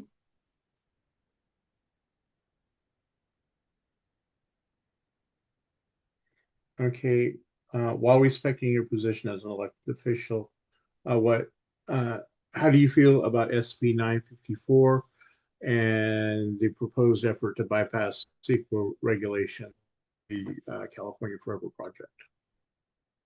Because we have so many big projects going forward, I do not want to rush into, hey, we have to do this, particularly things like California Forever. So I am not in favor of bypassing the CEQA regulations, because if you do that, then you've got all these unintended consequences or things that people didn't think would really happen or really matter. But it matters how the land is used. It matters, that we don't bring things to bear on the property, like the animals and all the other things that would hurt. And I do feel like they're trying to push things through is not a good idea at all. So I'm against that.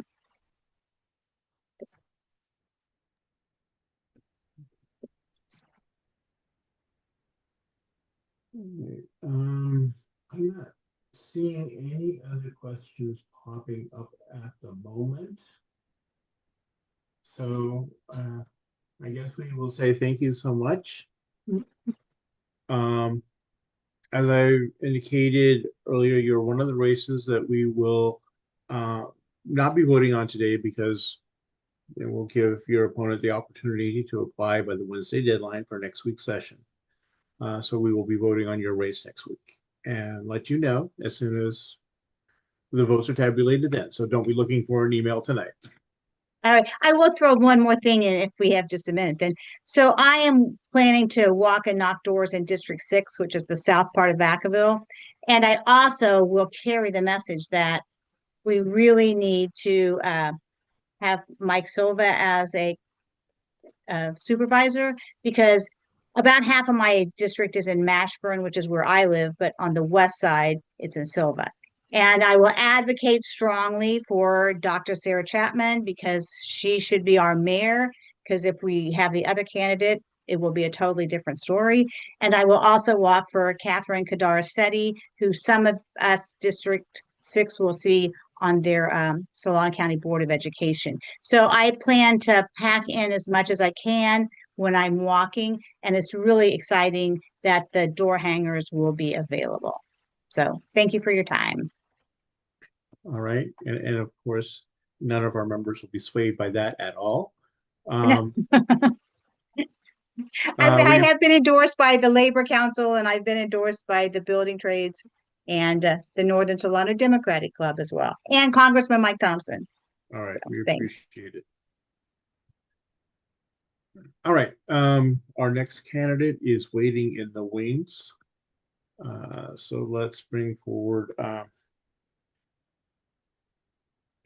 Rebekah Truemper.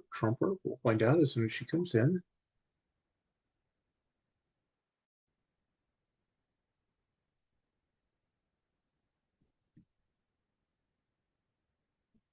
Okay. Let's do that.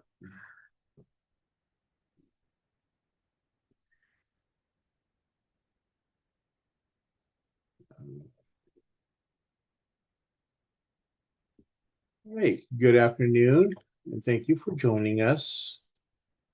Hi, everyone. Happy to be here with you all. I will give you the same speech I've been giving all of our candidates today. You will have 2 minutes for an opening statement, followed by up to 8 minutes to answer questions from our members. And I will start the timer when you begin speaking. So whenever you're ready. Okay, I'll begin. I'm Rebekah Truemper, and I'm running for Vallejo City Council, District 5. I've lived right here in this district in the same house for 26 years. I've raised my family here. With my husband, we've been two-time business owners here. And I've been an engaged community member since the very beginning. I've stood with marginalized communities over the years. I've fought shoulder to shoulder with some of you against the proposed LNG plant on Mare Island and against the cement plant on our waterfront in order to stand up for environmental justice here in our community that's already overburdened. And I worked closely with Councilmember Alex Matias to support his campaign for City Council. I felt compelled to run because I want to help make Vallejo work better for all of us. And because I feel like we have a real opportunity right now to make durable change by making the tough decisions that will lay a strong foundation for lasting change. And I don't want to squander that opportunity by rolling the dice on leadership in this election. My experience is real, and it comes from decades of experience working in the nonprofit sector, building solutions to the kinds of complex social issues that Vallejo is facing today. I have worked deeply on education issues and leveling the playing field by supporting excellent education opportunities for all our youth. For example, getting more resources into the most under-resourced schools in San Francisco Unified. I've also increased access to other kinds of youth leadership opportunities. I have supported environmental stewardship and conservation programs in my work, lifted up arts and cultural initiatives in my work, and also worked deeply on increasing and supporting protections for women and children. All right. That was a short 2 minutes. I have so much more I wish I could say. I'm sorry. No problem. We will then move to our questions. And again, I will start the timer when you begin speaking. So our first question is, and I just scroll past it 1 second. What plans do you have for mitigating climate change issues for the communities you would represent? I've worked for many years on climate change issues, so I'm really well versed on sort of the stacked impacts of climate change and the overburdened impact that vulnerable communities are going to have. I think regionally in our area, Vallejo, we're looking at countywide planning, but Vallejo carries the largest section of waterfront between Mare Island and mainland Vallejo, and our vulnerable communities are placed there, as well as a lot of our infrastructure and core services and economic drivers. So I think we really need to get ahead of that and make sure that the community is really included, and the communities who are going to be most impacted are included in providing those solutions. So I'm all for a strong process that the county is spearheading right now, and working not only with our community organizations who are getting ahead of the game, but also with our neighborhoods who are going to feel the brunt of it. Okay. The next question is, what plans or approach would you take to address the issues of the unhoused population and housing insecurity, specifically in Vallejo? That is a complex question. I could spend my next 6 minutes and 30 something seconds talking about that alone. I have been participating in the community organized cleanups at White Slough, and other forums. So I've really been digging into the issues around our unhoused. I think we're in a real humanitarian and environmental crisis, and solutions are urgent. So I think Vallejo is never going to be in a position to be able to provide enough affordable housing to support all of the housing vulnerable in our community, as well as the unhoused. So we need to be working much more proactively and strongly regionally, statewide, and federally to create programs that will be able to build the kinds of housing that we need throughout the state, and especially here in Vallejo. But in the meantime, what we can work on is supports to help the unhoused move off the streets and into housing. With my philanthropic experience and partnerships working on state and federal grants, I know that's something that I can add to. And we need to support housing at all levels. In addition, we need to work on renter protection policies and ordinances as a priority. I know that the current city council here has been working on trying to move some of those forward. The Vallejo Housing Justice Coalition has just released their recommendations, and I've been going to their forums to hear the community speak about those issues and also receive the report. And so I think we need to look at what those policies should look like in Vallejo to balance sort of our competing needs of limited resources, businesses that are working hard to survive, supporting affordable housing for working families and seniors to make sure they can stay here, protecting the missing middle, as the state likes to call it, but that Vallejo has kind of been providing for a long time, shore up affordable housing, renter protections, and also bring some more market rate housing online. Okay. As you may be aware, the Vallejo Police Department has developed a bit of a reputation in recent years. What steps would you take to ensure that the police department does not abuse its power?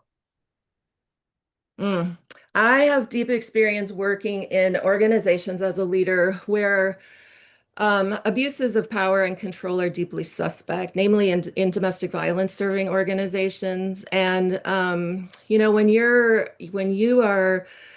when violence is perpetrated by those who are here to protect you, it's a deep violation of trust. So we need to, for the sake of our small businesses and economic development and our residents here, we need to continue shoring up our police force, but we need to also work on reform much more quickly than we have been. And I'd like to help hold accountability for that, so it's not dragging its feet like it has been. But we also need a real reconciliation and trust building process where real accountability is taken. Because as a community, from my experience working in community building, I know we can't truly move forward in a lasting way to have a safe community if we don't also do the hard work of justice and healing and reconciliation. Okay. Next question. What proposals do you have for bringing economic development and jobs and industry to Vallejo?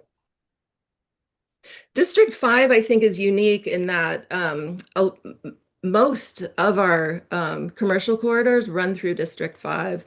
Vallejo has a beautiful vision in its general plan for a thriving waterfront and downtown and lively arterial roads that connect all the neighborhoods with that gem of Vallejo that is going to drive our future, according to what the people have said they want to see. And so in terms of business development, economic development on Mare Island, which I think is our biggest opportunity, is going to take some years. But because of my background, I can work on two fronts. One, starting to have those conversations that will move state and federal agencies to a yes, and also larger corporate interests to a yes in terms of investing in whether it's shipbuilding, tech jobs, health industry, et cetera. And at the same time, bring economic adjacent programs and improvements to bear along our business corridors. For example, greening programs, better lighting, dealing with blight. And I think that's a combination of building sort of community infrastructure and collaboration and coalition building, and using the platform of the city to sort of leverage that. So bringing in philanthropic dollars into community partnerships that can help work on those kinds of economic development adjacent things, and continuing to work on public safety, road improvements, et cetera, to make our corridors more business friendly. Okay. What is your position on SB 954 and proposals to bypass CEQA regulations in support of California Forever project? Yeah, that's an issue I've been paying attention for some time, because it dovetails with projects that I've been working on in my work for some years. And I think CEQA is the mechanism that the people have right now to make sure that commercial interests and private interests that come into our communities are looking out for our welfare and the health and safety of our communities and our neighborhoods. And so I think since that is the mechanism that we have, that it's really important to protect that. And that I don't think that that needs to stand in opposition. Like, I don't think we live in an economy anymore, a world economy, where we need to pit environmental sustainability and community health against jobs, but I think that they can work together. And so I am concerned about uh, this CEQA and making sure that that the holes are patched in what was passed in the last session earlier this year. Yes, 8 minutes does go by very quickly. So thank you so much for joining us. And we appreciate you taking the time out of your Saturday. This is one of the races we are voting on today. So once we've had a chance to verify all the ballots and tabulate the results, we will be letting our candidates know later this afternoon or this evening. So you should probably expect to receive an email from us. Wonderful. Well, thank you so much for your time. I know it's been a long day for you all. I appreciate your attention and consideration. Okay, thank you again. All right, our next candidate is Tara Beasley Stansberry. So let's bring her in.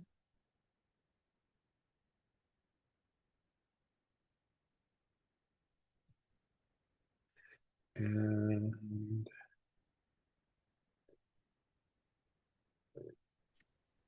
hi, Don. Hello, there you are. All right. I will give you the same speech I've been giving all day long, and I'm sure my fellow members are tired of hearing it.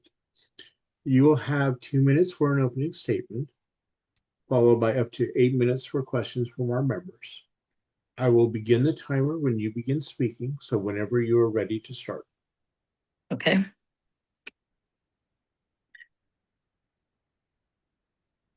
I'm ready. All right, let's go. Thank you so much for the opportunity to meet with you all today. My name is Tara Beasley Stansberry, and I am running again for City Council here in Vallejo District 5. I'm a planning commissioner, and that is one of the highlights of my career right now, and working on a lot or voting on a lot of the developments that are going on right here in the city. It's exciting, but it also has prepared me for the role of transitioning from a commissioner to more of a policy-based position, such as city council. I'm also a small business owner, so running a brick and mortar, you have the opportunity to meet with residents. You know what the permitting process is like. You know where a lot of the bottlenecks are. I've discovered those, but I'm also employing folks who are in the community, seeing how we can I've been able to really monitor how we can make some changes during the permitting process to make it a lot more appealing for businesses to come here to Vallejo. And lastly, I'm all about how we can work together, in sync and harmoniously so that we can advance and move our city forward. We have a lot of great potential here. That's no, secret. Our city is one of the, jewels of, crown jewels of the Bay Area. But we definitely need to foster working more on development and bringing businesses to the city so that we can increase our tax base and really get our city to a point where people want to live here again. Thank you. Okay. We reset our timer. First question we have for you is, Vallejo has, at least in recent years, had a with council members working together. How would you develop a team process? You know, it's fairly simple. You know, it's not about anything personal.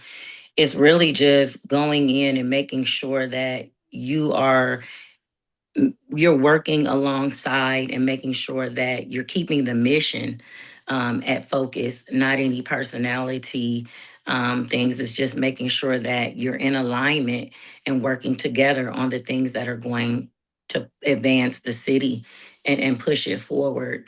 Um, that's what I would do, and meet with each council member individually uh, in the beginning to establish a professional relationship.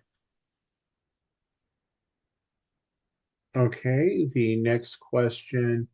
What plans do you have for mitigating climate change issues for the communities you would represent?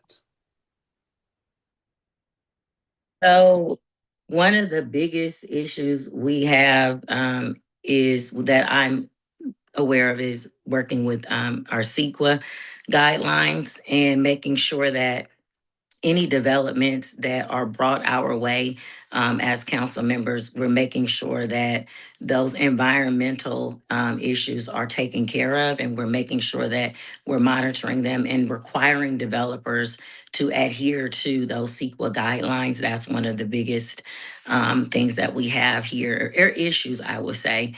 And then also relying on our orderly growth and our Sierra Club for anything outside of the scope that I just didn't understand. Okay. What proposals or agenda do you have for addressing the issue of the unhoused population and housing insecurity, specifically in Vallejo? So for housing insecurity, one of the things that we're doing on the Planning Commission is working on the inclusionary housing policy. And that is, you know, making sure that affordable housing is at the forefront. We have a lot of vacant properties here in Vallejo that are owned by the city. And that is just, and they are neighborhood mixed use. And that's just a matter of us, um, you know, reaching out to affordable housing developers and, you know, putting commercial storefronts at the bottom or in the front, and then having some affordable housing, workforce housing at the top. There's, you know, a plethora of vacant properties right now that are zoned for that specifically on Broadway. There's tons. And so that would be my approach to unhoused. And then the folks who are chronically unhoused, making sure that they have the resources. We have a navigation center. But still, a lot of folks don't know about the center or the wraparound services that are available. And so building houses for our chronically unhoused and also for those who have not been unhoused for as long, they are ready to move in and kind of live on their own self-sufficiently. Okay. In recent years, the Vallejo Police Department has developed a bit of a reputation. What would you do to ensure that the police department does not abuse its powers? Me personally, I think that we're getting rid of a lot of the bad apples that are on the department. That still hasn't happened. I think police reform is going to be one of our greatest assets. It's going to take, you know, a lot of time, but a lot of it is holding people accountable, holding our police chief accountable, holding, you know, people who are in those decision-making positions accountable, and bringing them to their attention. And there are repercussions that happen. And making sure and following through and making sure that if there are some policies that are broken, that the repercussions are set and folks have to adhere and unfortunately adhere to those. The police department, I sit on the police chief's advisory board, and one of the things that I do go back and forth with with the chief about is equity in different areas. I live in District 5, and we know that a lot of crime happens here, but we get the less, I myself will wait, 4 or 5 hours for someone to come. So, when I have a call. So it's just really making sure that, we're answering those calls, increasing hiring. Those are some of the low hanging fruit things that we have to do. But it's also about making sure that we hold those folks accountable. That's just the bottom line. Okay.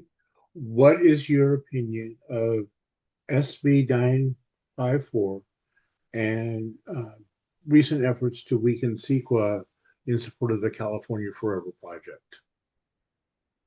So I'm not for weakening the policy for CEQA is in place for a reason, and that is, for the environmental protections. While I don't know a whole lot about their plans at this time, I still adhere. I'm definitely for jobs, definitely for, generational jobs and making sure that we're doing orderly growth. But in order to make sure we do that, we also have to make sure that folks follow the democratic process, no matter who they are, no matter how much money they have. We still have those policies in place for a reason. Again, it's just back to holding folks accountable, not being scared to pull people to the carpet, and not being scared to be the person to do that and blow the whistle on them, basically.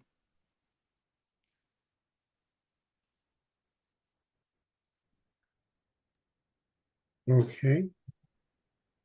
And I think you mentioned this a little earlier, but what proposals do you have for bringing economic development and jobs and industry into Vallejo? So the infrastructure is going to be the biggest issue, but like I mentioned before, we are already sitting on untapped land. We have a building located at 400 Mare Island Way that is vacant with with millions of dollars of a bond. It's a shame to let it just sit there when the police department didn't move. We fought for the police department to not move in it, and now we're just sitting on it like it's a piece of, just like it's a piece of land. That building right there can be used for small businesses. We can house at least 30 small businesses and give them an opportunity, much like someone did for myself. You give them a graduated rent. You give them a relaxed permitting schedule, so you don't have their permitting fees up front. You give them a 4-quarter allowance in order to pay their permitting fees. That gives a business time to grow and prosper here, especially in a city where the economic development is a little bit slower. Okay. And that takes us to our 8 minutes. So I want to thank you for joining us this afternoon again. We appreciate it. You know that campaign season is very busy for everyone. We are voting on this race today. So as soon as we have had the chance to verify and tabulate our results, we'll be letting candidates know. So you should be looking for an email later this afternoon or this evening once the results are official. Okay, thank you. Thank you very much. And all right. Good rest of your day. Thank you so much. Thank you for the opportunity, everyone. Have a great day.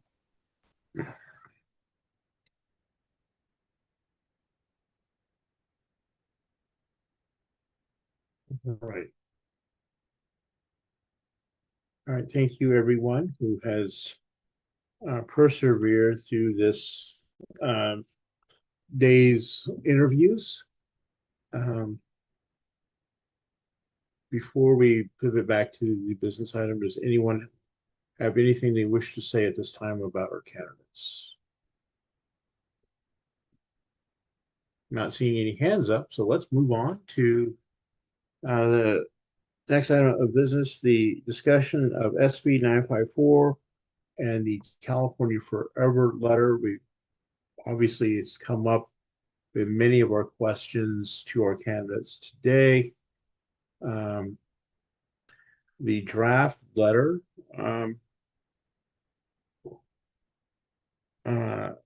which was taken from many different sources, is asking, well, it's addressed to Assemblymember Wilson. We would also send copies to Senator Cabaldon and others, asking for support for SB 954 and also opposing the ostensible effort to pass a last minute bill to weaken CEQA regulation when it comes to California Forever backed projects here in Solano County. So again, this is came to us from many different sources over the last couple of days and is time sensitive.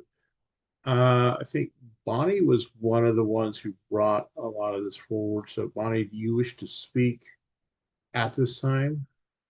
Well, I can update you on where the process is. So, and what the situation is now with it's basically California Forever is promoting the shipbuilding in Southern Solano County and Collinsville. And my understanding is it's backed by Peter Thiel. One of his companies wants to do it. The federal government was going to do it, but they moved that plan to Texas, which we were thrilled about because not only it would create some jobs, but it would be devastating to the Delta. The Delta is not set for the deep trenches that need to be done for ships going in and out. But it is also a foot in the door for California Forever to start their incremental. They called it, actually, they were interviewed on one of the news publications that this would be their incremental plan. And so there is, Solano Together, who are the main group that's opposing California Forever, is saying that, well, what our elected folks, Cabaldon and Lori Wilson, have apparently alluded to is they would go by the direction of the Solano Board of Supervisors on this issue. And my understanding is at this coming Tuesday supervisor meeting, I believe it's at 2:00 is where it's going to be on the agenda, is addressing this whole issue about the permitting the shipbuilding in Southern Solano County. And there is supposed to be I think it's going to be a trailer bill to the budget that's going to come out probably by Monday. They said it might be out by late yesterday, but I haven't heard of anything coming out. And that would be at the governor's proposal. And again, our legislators will go by the Board of Supervisors' direction on this. And so, Solano Together is requesting that people show up at perhaps 1 p.m. on Tuesday at the Board of Supervisors meeting to talk about this issue. Well, I'll leave it at that. I see some hands up and just want people to know what's going on in our county, and that California Forever is really forever going to press us to have them develop in our county. Okay, Michelle. So in addition to that, California Forever is giving up their plans of building housing. Since they've brought this idea up, AI and data centers have taken over. And at the same time, in order to increase housing and a few other things, last year, Governor Newsom insisted that CEQA get changed. And they passed SB 131, which basically allowed advanced manufacturing with very little CEQA oversight. SB 954 fixes that, because right now, everything is so stacked against the communities in Solano County. The billionaires are lobbying the electeds. They've got the money, they've got this, they've got that, they've got the federal thing. What we had was CEQA, and Newsom pretty much axed that. 954 brings it back, and it means that if they're going to build something, and whoever said it, they are going to do something, at least the damage would be mitigated. And it is critical at this point. Oh, this is the other thing. Because they lobbied Sacramento and it's a trailer bill on the budget bill, it means it's not going through the usual review that a bill would go through, right? And that means it doesn't go through committee and it passes with a very simple majority. All it does is go to the budget committee. Lori Wilson and Cabalden are both on the budget committees. We need to let them know, do not let this trailer bill go to the floor. If it does go to the floor, a simple majority will pass that, and it will give California Forever the right to pretty much do whatever they want in that part of Solano County. So it's a huge, huge deal to show up at that Board of Supervisors meeting or contact them and say, put the brakes on. Just put on the brakes. It's moving too fast. We need to protect the people in this county. And again, those data centers go in poor areas. They do not go, you know, in the rich areas. So it's a social justice question too. So I would really, really hope that people write or call or show up at this meeting because it's just so important for the future of the county. Okay. Yeah. Okay, so one of the things I want to say is that I know that a lot of our allies and friends are supporting the ideals that are being put forth today. But I want to tell people, and you may not know this, but that California Forward group, not California Forward, but the California Together group. Solano Together. Solano Together group. Those are the people that are made up of the people who have been coming out to harass our folks. Those people are the ones that are part of that whole group, because what they're using is the California Forever. They're using the Greenbelt Alliance and other organizations like that to as a shiny object. I'm not saying, you know, that we should be opposed to whatever it is, you know, this proposal, but I want people to know that that Solano Together is not a good group. They're made up of those people who have come out to harass our people, our elected officials. Thank you.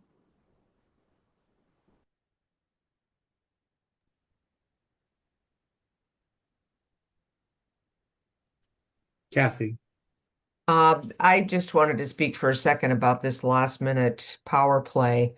And it's sort of regardless of how you feel about California Forever, whether you're pro or con or somewhere in the middle or think there's some good ideas, but are very leery of the backers.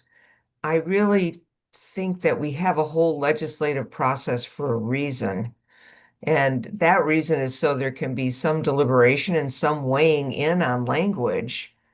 And that it's really unfair to put pressure on our Board of Supervisors at the last minute to, you know, come up with something. This is something that could have been introduced as legislation in January or February or March. Why are they doing it now? You know, it's just unconscionable. And Gian, if you want to give me the names of some people, I know the people in California Forever, or not California, I actually might know someone in that, but I do know the people in, you know, Solano Together, and I would be happy to speak to them and say, hey, you know, we've gotten feedback that some of your members are really being jerks, and you need to rein them in and tell them they've got to be civil to our elected officials.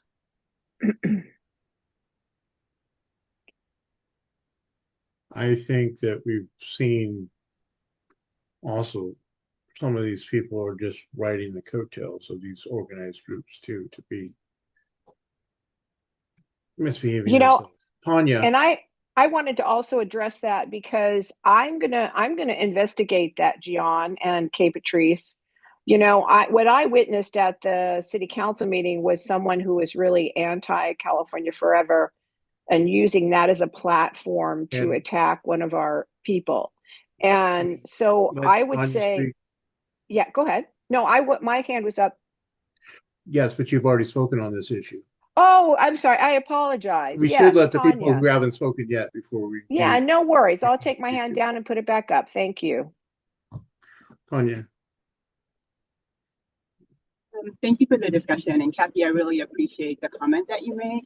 And I think what we all have to recognize, regardless of what side you are on any legislation that's coming forward, is it is very important for elected officials to be able to weigh in, have the deliberation, and determine from a policy perspective how we are going to ensure that what our communities need, what we're fighting for is presented. And it's very difficult when you have the public come out and in a way where the language is violent language while you're trying to do this work. And so not one group represents the entire community. And we need to recognize that as individuals who are fighting for democracy and as elected officials. And it is a very difficult job at sometimes with the very difficult different challenges that we are presented with in community to address. And I believe that we're very thoughtful in doing the work. And so when you do come to when you do come to make public comment, regardless of where you sit on any issue, is how do we do it with respectful language? And how do we do it in a way that helps bring forth what's needed in community? And so again, Kathy, I really appreciate what you've brought forward. And there are times where things are brought to us.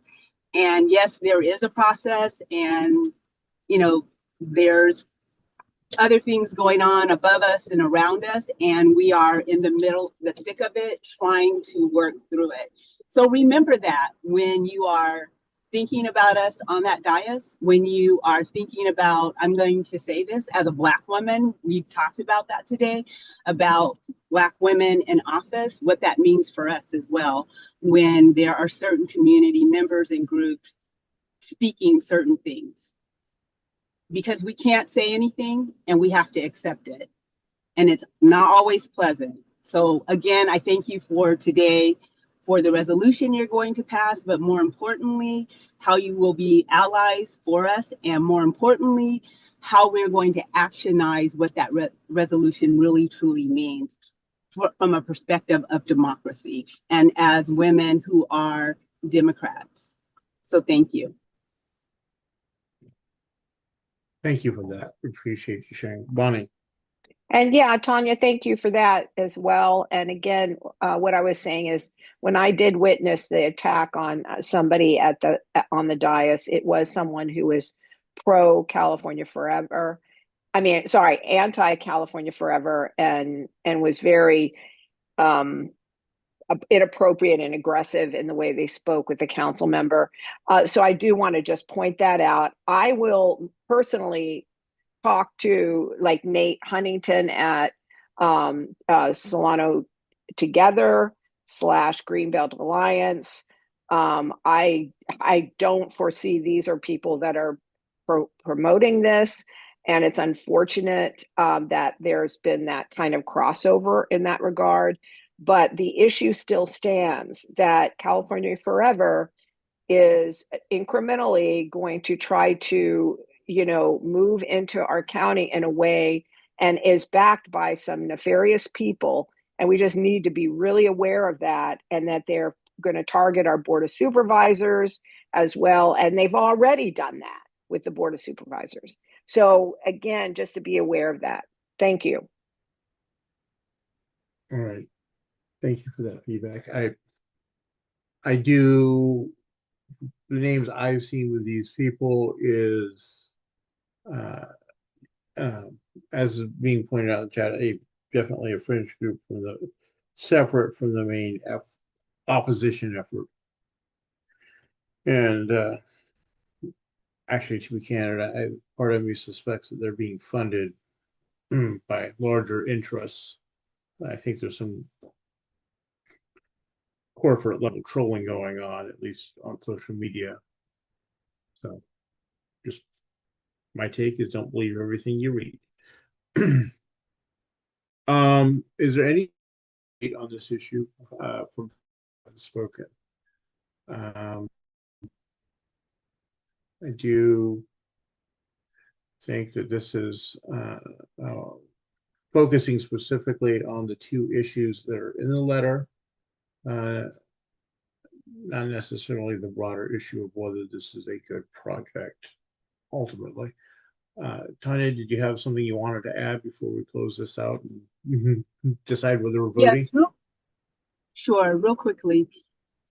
Something that I would really appreciate is, as we're talking about this issue around California Forever, and I heard the data centers and other things that come in, how do we bifurcate the issues when we're talking about them so they're clear, regardless of who we're talking to? And I think that's very important when we are speaking about issues, but in particularly complex challenges that we're facing in our community at large. Because it's easy to clump in a lot of things, but it's really important for community to understand what are the concerns and how, and what is the language as a Democratic club that we're speaking to and we're wanting people to know.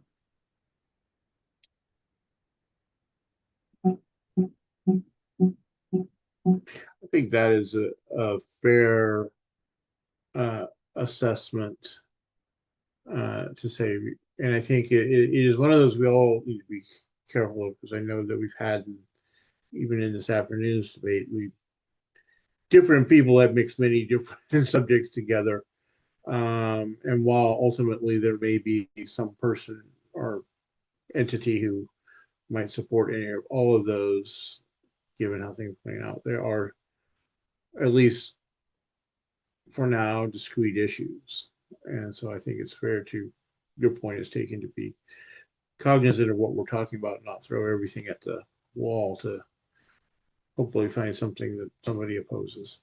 So the issue that we have that is for action by the body is there was the letter that was drafted urging support of SB 954 and also opposing the effort to sideline CEQA in this legislature at this time. And while it's addressed to the initial thought was you address it to Assemblymember Wilson and Senator Cabaldo, we could alternatively address it to the board if the members' wishes are both. So I saw Bonnie, your hands up again. Yeah, I just wanted, so first of all, again, SB 954 is a separate issue than the shipbuilding and California Forever, right? I mean, that is not the same issue. It was brought forward as a letter combining the two topics because of the time-sensitive nature of them. So that's why they are combined in the letter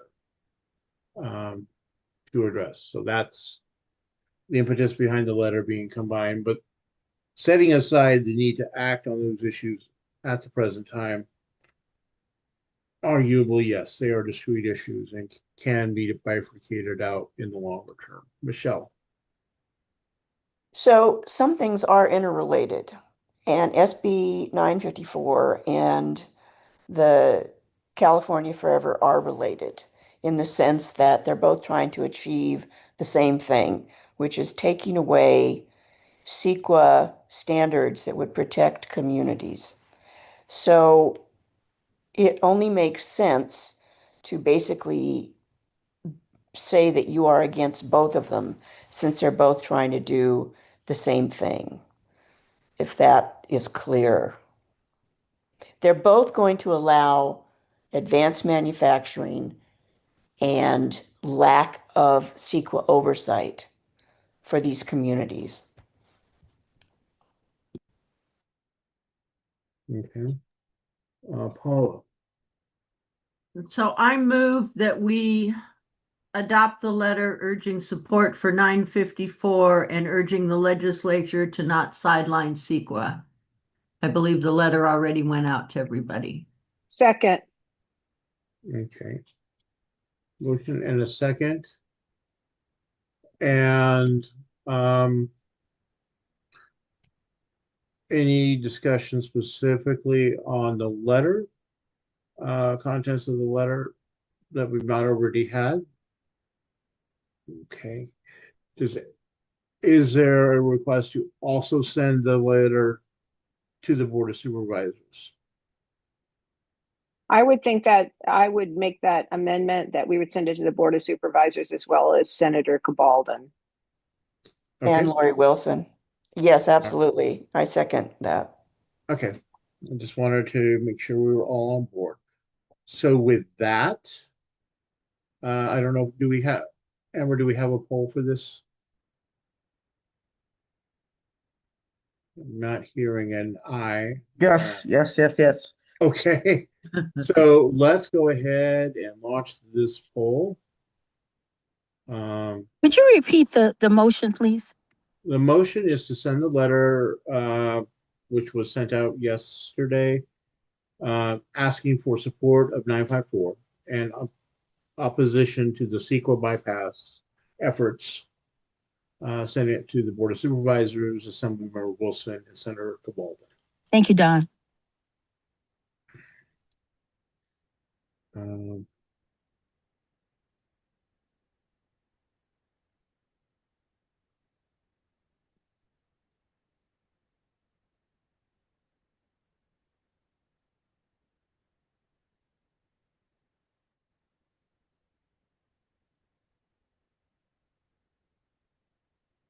So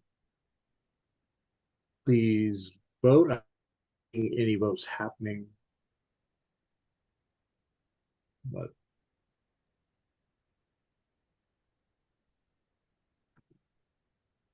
I don't see the poll.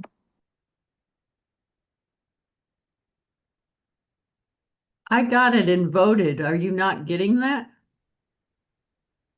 I don't see the poll. I just wasn't got a seeing any poll votes about Black women, the Black women issue. I did not get a poll about the letter.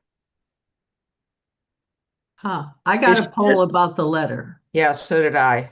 Yeah, So did I. okay. I typed over my motion regarding the letter supporting our Black women elected, so it shouldn't say anything about Black women. It should say letter of support regarding SB 954. Mine was the Black women, but you can take that as my vote if you want. Maybe we should end the poll and relaunch it, Dawn, because I might have pressed it too quickly before it That'd be a great idea. That's a good idea. Thank you. okay, I'm not end seeing the any poll. votes being recorded. Right. And I'm gonna relaunch. Thanks, Yes. Amber. Okay, does everyone see that the poll now says letter of support regarding SB 954? It's still the Black women that I'm getting. No, I'm getting letter getting of that support. I never got the me Black too. woman. Yeah, the other Bonnie, poll is up on the screen. It's up on the Bonnie, maybe you should refresh your computer.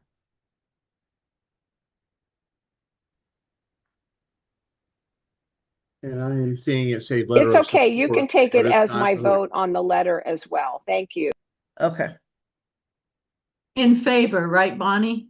I am in favor of both issues of Black women and of this letter that Dawn wrote. Thank you.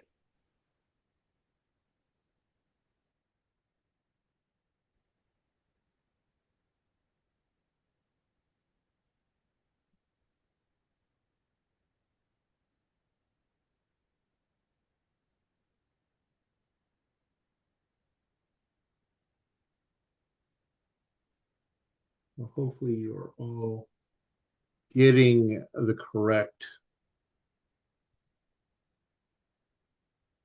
poll to vote.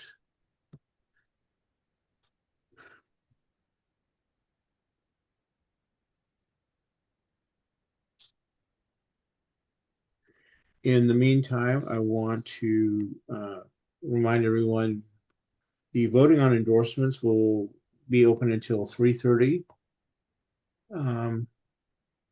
So if you need to cogitate for a little bit after we're done, don't take too long. And I also want to encourage people to attend the Solano Central Labor Council's Labor Day breakfast. I'm sure the food will be good and the speakers will be entertaining. And as we've already heard, I suspect we'll have a lot of overlap in endorsed candidates. So we want to support labor supporting good Democrats in those races. And have we come to the, okay, here we go. The letter has passed. So thank you, everyone. We will get that letter out. And thank you for that.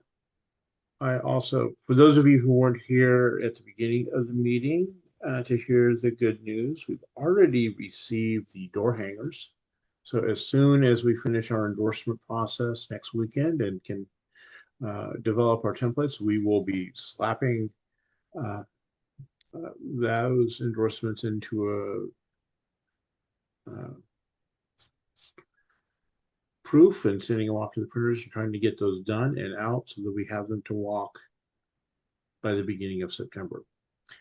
Unless anyone has anything they wish to raise at this time, we're going to go ahead and call this meeting and adjourn it. If you know a candidate who has yet to submit their questionnaire, if they're a good Democrat, please nudge them that they have until next Wednesday morning to get it in. Because we would like to be able to give everyone that fair chance to appear before us and earn our endorsement. Yeah.